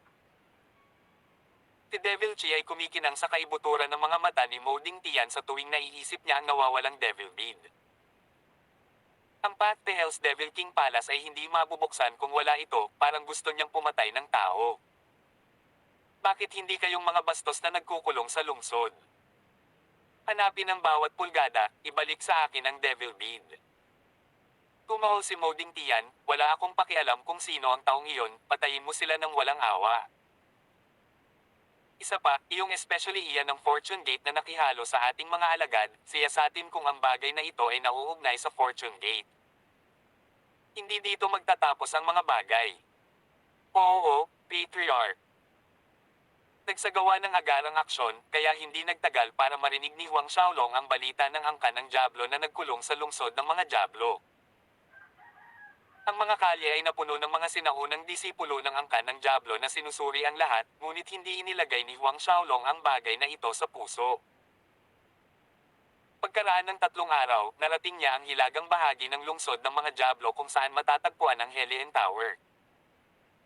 Napansin niya na habang papalapit siya sa Hellion Tower, mas lumalakas ang nakapalibot na Devil Chi. Hindi nagtagal, narating ni Huang Xiaolong ang matayog na tore na nakatayo sa isang malaking parisukat. Ang Hellion Tower, na ganap na itim, ay naglalabas ng nakakatakot na Devil Chi. Ang makapal na agos nito ay lumiligid sa itim na tore na parang ilang masasamang dragon. Ang ibabaw ng tore ay nilagyan ng mga sinaunang simbolo ng lahi ng Diablo at iba ang mga karakter sa sahig. Ang pinakamababang palapag ay 200 metro kwadrado ang laki, unti-unting lumiliit habang tumataas ito. Kung mas mataas ang antas, mas matindi ang Devil Chi na nakapalibot dito. Ang mga Booming Inn at restaurant ay makikita sa buong Hellion Tower Square. Bukod sa kanila, nagkaroon din ng exchange market na nakikipagkalakalan ng mga medicinal pellets, armors, armas, at iba pang gamit. Sa pag-iisip pabalik sa sinabi ng Ascending Moon Oldman, hindi nag-aksaya ng maraming oras si Huang Xiaolong sa paghahanap ng lugar ng pagpaparehistro para makapasok sa Hellion Tower. Binayaran niya ang kinakailangang 10 pinakamataas na Divine Grade Spirit Stones at nakatanggap ng Identity Token. Pagkatapos nito ay sinabihan siya ng sinaunang Devil Clan Disciple sa likod ng counter na maghintay ng 3 araw sa plaza para sa takdang oras ng pagpasok. Itinago ni Huang Xiaolong ang kanyang identity token at naghanap ng malaking restaurant, pumili ng mesa sa tabi ng bintana. Pagkatapos ay tinawag niya ang waiter at nag-order ng ilang mga pagkain at alak, dahan-dahang ninanamnam ang mga ito habang nakatingin sa labas. Medyo maraming customer ang restaurant na napili niya. Sa isang mabilis na sulyap sa paligid, nakita niya ang mga disipulo na nakasuot ng damit ng iba't ibang pamilya at sekta. Halimbawa, ang Wango Clan, Fortune Gate, Uyang Clan, pati na rin ang Swordless Sect. Nakita talaga ni Huang Xiaolong ang isang pamilyar na mukha, isa sa mga disipulong iniligtas niya mula sa mga kamay ni Fang Chu sa espasyo ng Lightning God, si Lu Dongwei ng Orthodoxian Sect. Ang Lu Dongwei na ito ay nagbabalak ding pumasok sa Hellion Tower. Interesadong naisip ni Huang Xiaolong. Narinig mo ba? Makalipas ang 3 araw, ang Devil Son ng Immemorial Devil Clan na si Mosu ay haamon din sa Hellion Tower. Isang tinig mula sa isang kalapit na mesa na pagmamayari ng isang swordless sect na disipolo ang naanod sa mga tainga ni Huang Xiaolong. Ano? Gusto ni Devil Son Mosu na hamanin ang Hellion Tower makalipas ang 3 araw. Narinig kong ang Devil Son na si Mosu ay katulad ng sinaunang Devil King na nagtataglay ng likas na Devil Physique mula pa noong siya ay ipinanganak. Hindi banggitin na ang kanyang pangangatawan ay isa sa mga mas makapangyarihan, kaya ang kanyang talento ay hindi mas mahina kaysa sa sinaunang Devil King mismo. Gusto niya talagang hamanin ang Hellion Tower. Nagulat ang isa pang alagad. Ang ibang mga disipulo ng Swordless Sect ay nakasuot ng parehong gulat na ekspresyon sa kanilang mga mukha. Sabi ng iba, itong Devil Son na si Mosu ay hindi kailanman humamon sa Hellion Tower. Ito ang unang pagkakataon niya, di ba? Noong nakaraan, ang ilan ay nag-isip na kung hahamunin ng Mosu na ito ang Hellion Tower ay makakalampas siya sa ika-10 palapag tulad ng nakaraang Devil King. Pamahantong hininga ang isa sa mga alagad ng Swordless Sect. Tumaan sa 10th floor. Siguradong magugulat yun ah. Kung talagang totoo iyon, magiging masigla ito pagkatapos ng 3 araw. Gayunpaman, paano maihahambing ang Mosu na ito sa Huang Xiaolong ng ating sangkatauhan? I wonder kung kaninong talento ang mas mataas. Siyempre mananalo si Mosu, may chismis na ang kanyang pagkadyos ay may ranggo na emperador. Kung gaano man kahusay ang Huang Xiaolong na iyon, hindi siya maaaring ilagay sa parehong kategorya bilang Mosu. Nagdaldala ng ilang swordless sect na disciples na iyon, at ang kanilang daldalan ay nakakuha ng atensyon ng mga nakapalibot na mesa na nagpasindik sa puso ng lahat. Tama, sa panahon ng High God Advancement Tournament na katatapos lang ng ating Devil Son ay nasa pag-iisa na naglilinang ng isang Supreme Devil Technique na humahadlang sa kanya sa pagsali. Kung hindi, ang unang pwesto ng High God Advancement Tournament ay talagang pag-aari ng ating Devil Son, hindi kay Huang Xiaolong. Biglang umalangaw-ngaw ang isang mayabang na boses mula sa labas ng restaurant. Si Huang Xiaolong at ang lahat ay tumingin sa pasukan habang ang isang grupo ng mahigit 10 disciples ng angkan ng demonyo ay pumasok. Tawag. I prick. I-click. I subscribe kwentong nobela. Hindi magagapi. Tagalog Translator, Andy Dorst, Kabanata 910. Ang tunay na number 1 genius sa 10,000 galaxies. Habang pinapanood ang grupo ng mga disipulo ng Devil Clan na naglalakad papasok sa restaurant, tumahimik ang lahat ng mga alagad ng sangkatauhan. Sa kabila ng kawalang kasiyahan na nadama nila sa pagmamataas ng mga disciple clan na iyon, walang nagsalita. Ang mga disipulo ng angkan ng Diablo ay mayabang na pumapasok hanggang sa makarating sila sa isang mesa sa tabi ng bintana, isa sa kanila ang sumenya sa taong umuokupa dito upang sumigaw. Walang nagawa ang taong iyon kundi lunukan ang kanyang galit, masunarang isuko ang kanyang mesa, at humanap ng ibang mauupuan sa malayo. Ang ilang mga disipulo ng angkan ng Diablo ay naupo sa paligid ng mesa nang walang anumang kahihiyan. Sa kilos nila, parang regular silang tumatangkilik sa restaurant na ito. Pagkaupo pa lang nila ay may isang waiter na ang sumugod sa kanila na may dalang tray ng mga pinggan at alak. Hindi ko alam kung anong uri ng dog shit luck ang pinasok ng bastos na si Huang Xiaolong para manalo siya sa unang pwesto sa High God Advancement Tournament. Kung nasagasaan niya ang Devilson natin, ay bet hindi man lang siya maglalakas loob na umutot sa harap niya. Malakas na pamulong ang isa sa mga disipulo ng angkan ng demonyo. Tama iyan. Kung ang Huang Xiaolong na iyon ay maglakas loob na hamanin ang Hellion Tower, ang pinakamahusay na magagawa niya ay ang makalampas sa ikawalong palapag. Ang isa pang sinaunang Diablo Clan disipulo Heram. Sa ikawalong palapag. Sa aking palagay, isang himala na kung maabot niya ang ikapitong palapag. Ang isa pang disipulo ng Devil Clan ay ngumisi ng may pangaalipusta. Ang pang-apat na pwesto na si Muchi mula sa Muklan ay sinubukang hamanin ang Hellion Tower bago ang High God Advancement Tournament, ngunit siya ay nakapasa lamang sa pang-apat. Tahig. Bahagyang mas mataas ang talento ni Wang Guyanhui, malamang na makapasa siya sa ikalimang palapag, at kung buhay pa ang Fang Chu na iyon, sinasabi kong ang pinakamataas na maabot niya ay ang ika-6 na palapag. Iyon ang dahilan kung bakit sinabi ko na maaaring maabot ni Huang Xiaolong ang ikapitong palapag. Pinibigyan ko na siya ng napakataas na evaluation. Maaabot lang ni Huang Xiaolong ang ikapitong palapag, habang ang ating Devilson ay tiyak na lalampas sa ikasampung palapag, ang agwat sa pagitan nila ay 1,000,000 milya. Ang Huang Xiaolong na iyon ay hindi kwalipikadong banggitin sa parehong hininga ng ating anak na Diablo. Ang grupong iyon ng mga disciples ng angkan ng Diablo ay mas nakaramdam ng dismaya habang sila ay nagbubulong-bulungan. Sa kanilang mga salita, si Huang Xiaolong ay hindi hihigit sa isang karaniwang henyo na may kaunting swerte, at ang kanilang Devilson ay ang hindi matatawaran na walang kapantay na henyo. Bago ang kanilang Devilson na si Mosu, si Huang Xiaolong ay natira lamang. Ang ibang mga parokyano sa loob ng restaurant ay lalong hindi nasisiyahan sa pakikinig sa mga pagungol ng mga disipulo ng angkan ng Diablo, ngunit lahat sila ay nagtiis, walang nagsalita. Samantalang si Huang Xiaolong ay sa loob-loob na nanunuya habang ang kanilang mga salita ay pumapasok sa kanyang mga tainga.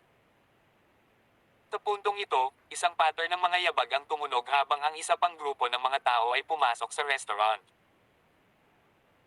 Isang grupo ng mga sinaunang alagad ng angkan na nakasuot ng damit na tagapagpatupad ng batas ang sumugod, eksaktong 300 sa kanila. Ang pinuno ng grupo ay isang sinaunang Devil Clan Elder, isang 8th Order High God Realm Master. Nang mapanood ang grupong ito na nagmamadaling pumasok sa restaurant, lahat ng tao sa loob ay nataranta. Nagsalita ang sinaunang Devil Clan Elder, lahat, huwag kabahan. Nagsasagawa lang kami ng isang regular na inspection, kailangan lang ng lahat na basta-basta ipakita ang iyong God Force. Matapos mawala ang Devil Bead, ang buong City of Devils ay ikinulong habang tinitipon nila ang bawat tao na mayroong Light o Buddhism Energy God Force, o kahit Fire Element God Force, anuman ang pagkakakilanlan. Anak ng Diablo ng angkan ng demonyo. Ang nakapaligid na sinaunang mga alagad ng angkan ng Diablo ay nagsaya sa pananibik. Kasunod ng direksyon ng tingin ng mga tao, nakita ni Huang Xiaolong ang isang binata na nakasuot ng itim na brocade na robe na napapalibutan ng isang grupo ng mga sinaunang disciples ng angkan ng Diablo, naglalakad patungo sa waiting area. Habang papalapit siya, naghiwalay ang mga tao. Sa masiglang mga mata tulad ng nagniningning na mga bituin at nangingibabaw na mga kilay na parang matalas na talam, naglabas siya ng natural na hanging mapang-akit. Ang ganitong uri ng overbearing air ay iba sa Huang Xiaolong na ang overbearing air ay dahil sa kanyang kawalang takot at kumpiyansa. Ang labis na hangin ni Mosu na ito ay nagmula sa kanyang pagnanais na angkinan, na hawakan ng lahat ng nasa pagitan ng langit at lupa sa kanyang palad. Anak ng Diablo, may ilang mga henyo ng sangkatauhan na hinahamon ng Hellion Tower sa pagkakataong ito. Maliban kay Lu Dongwei ng Orthodoxian sect, narito rin ang ikatlong pwesto na si Zhou Yao, at ang ikawalong pwesto na si Jiang Xiaozu. Isang sinaunang Devil Clan Elder na sumusunod sa likod ni Mosu ang nagpaalam sa kanya na may satirical na ngiti. Napangiti si Mosu, sino ang mga henyo ng lahi ng tao? Sa aking mga mata, walang ganoong bagay bilang isang henyo sa kanila. Zhou Yao. Ang isang basura lamang na nakahawak ng isang piraso ng daw ng pagpatay ay nangangahas na tawaging isang henyo ang kanyang sarili. Si Jiang Shaozo, gayunpaman, narinig ko na mayroon siyang ilang mga punto ng kagandahan, marahil ay kwalipikado siyang maging aking maliit na asawa. Hindi hininaan ni Moso ang kanyang boses sa sinabi nito, sa katunayan, pinalakas niya ang kanyang boses sa isang bakas ng kanyang God Force na umaabot sa lahat ng sulok ng plaza. Ang ekspresyon ni Zhou Yao ay sobrang pangit, si Jiang Shaozo ay hindi maganda ang hitsura, nagiging pula at berde dahil sa galit. Nakakaawa na hindi dumating si Huang Xiaolong. Kung gagawin niya iyon, ipapaalam ko sa lahat kung sino ang tunay na walang katulad na henyo, kung sino talaga ang titulo ng numero 1 sa libu-libong galaxy. Umisi si Mosu. Isang mahinang pagsimangot ang nabuo sa pagitan ng mga kilay ni Huang Xiaolong. Pagkamat ang Mosu na ito ay masyadong mayabang, mayroon siyang kwalifikasyon na gawin iyon, nakikita ni Huang Xiaolong na ang kanyang paglilinang ay umabot na sa 8th Order High God Realm. Ito ay tunay na nakakagulat. Mula sa narinig niya ilang araw na ang nakalipas, ang bone age ni Moso ay hindi lalampas sa 2,000. Sa madaling salita, wala pang 2,000 taon na siyang naglilinang. Ang gayong nakakatakot na bilis ng paglilinang ay sapat na para makaramdam siya ng pagmamalaki. Ilang sandali, kasama ng isang grupo ng mga tao, dumating si Moso sa waiting area. Anak ng Devil, narito si Miss Jiang Shaozo. Itinuro siya ng isang sinaunang Devil Clan Elder na sinasabi kay Mosu. Nagningning ang mga mata ni Mosu. Ang kanyang mapanlinlang na tingin ay gumagala sa katawan ni Jiang Shaozo at tumango siya bilang pagsang-ayon, birhen pa rin, mas mataas kaysa sa karaniwang mukha, ganap na kwalipikadong maging aking munting babae. Malamig na sumigaw si Jiang Shaozo at tumalikod kay Mosu. Tumawa si Mosu, walang pakialam sa kanyang ugali. Pinangunahan ng sinaunang Devil Clan Elder, si Moso ay dumating sa unahan ng linya, nakatayo sa harap ng pasukan ng Hellion Tower. Bilang Devil Son ng sinaunang Devil Clan, natural na si Moso ang unang pumasok sa Hellion Tower. Anak ng Diablo ng angkan ng demonyo. Ang nakapaligid na sinaunang mga alagad ng angkan ng Diablo ay nagsaya sa pananibik. Kasunod ng direksyon ng tingin ng mga tao, nakita ni Huang Xiaolong ang isang binata na nakasuot ng itim na brocade na robe na napapalibutan ng isang grupo ng mga sinaunang disciples ng angkan ng Diablo, naglalakad patungo sa waiting area. Habang papalapit siya, naghiwalay ang mga tao. Tumasiglang mga mata tulad ng nagniningning na mga bituin at nangingibabaw na mga kilay na parang matalas na talam, naglabas siya ng natural na hanging mapang-akit. Ang ganitong uri ng overbearing air ay iba sa Huang Xiaolong na ang overbearing air ay dahil sa kanyang kawalang takot at kumpiyansa. Ang labis na hangin ni Moso na ito ay nagmula sa kanyang pagnanais na angkinan, na hawakan ng lahat ng nasa pagitan ng langit at lupa sa kanyang palad. Anak ng Diablo, may ilang mga henyo sa lahi ng tao na hinahamon din ng Hellion Tower sa pagkakataong ito. Maliban kay Lu Dongwei ng Orthodoxian sect, narito rin ang ikatlong pwesto na si Zhou Yao, at ang ikawalong pwesto na si Jiang Shaozo. Isang sinaunang Devil Clan Elder na sumusunod sa likod ni Moso ang nagpaalam sa kanya na may satirical na ngiti. Napangiti si Moso, sino ang mga henyo ng lahi ng tao? Sa aking mga mata, walang ganoong bagay bilang isang henyo sa kanila. Zhou Yao. Ang isang basura lamang na nakahawak ng isang piraso ng daw ng pagpatay ay nangangahas na tawaging isang henyo ang kanyang sarili. Si Jiang Shaozo, gayunpaman, narinig ko na mayroon siyang ilang mga punto ng kagandahan, marahil ay kwalipikado siyang maging aking maliit na asawa. Hindi hininaan ni Moso ang kanyang boses sa sinabi nito, sa katunayan, pinalakas niya ang kanyang boses sa isang bakas ng kanyang God Force na umaabot sa lahat ng sulok ng plaza. Ang ekspresyon ni Zhou Yao ay sobrang pangit, si Jiang Shaozo ay hindi maganda ang hitsura, nagiging pula at berde dahil sa galit. Nakakaawa na hindi dumating si Huang Xiaolong. Kung gagawin niya iyon, ipapaalam ko sa lahat kung sino ang tunay na walang katulad na henyo, kung sino talaga ang titulo ng numero 1 sa libu-libong galaxy. Umisi si Mosu. Isang mahinang pagsimangot ang nabuo sa pagitan ng mga kilay ni Huang Xiaolong.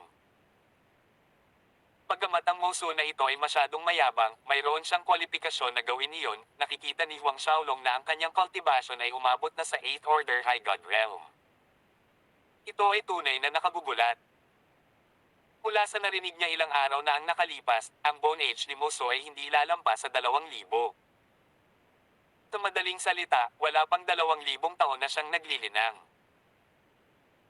Ang ganitong nakakatakot na bilis ng cultivation ay sapat na para makaramdam siya ng pagmamalaki.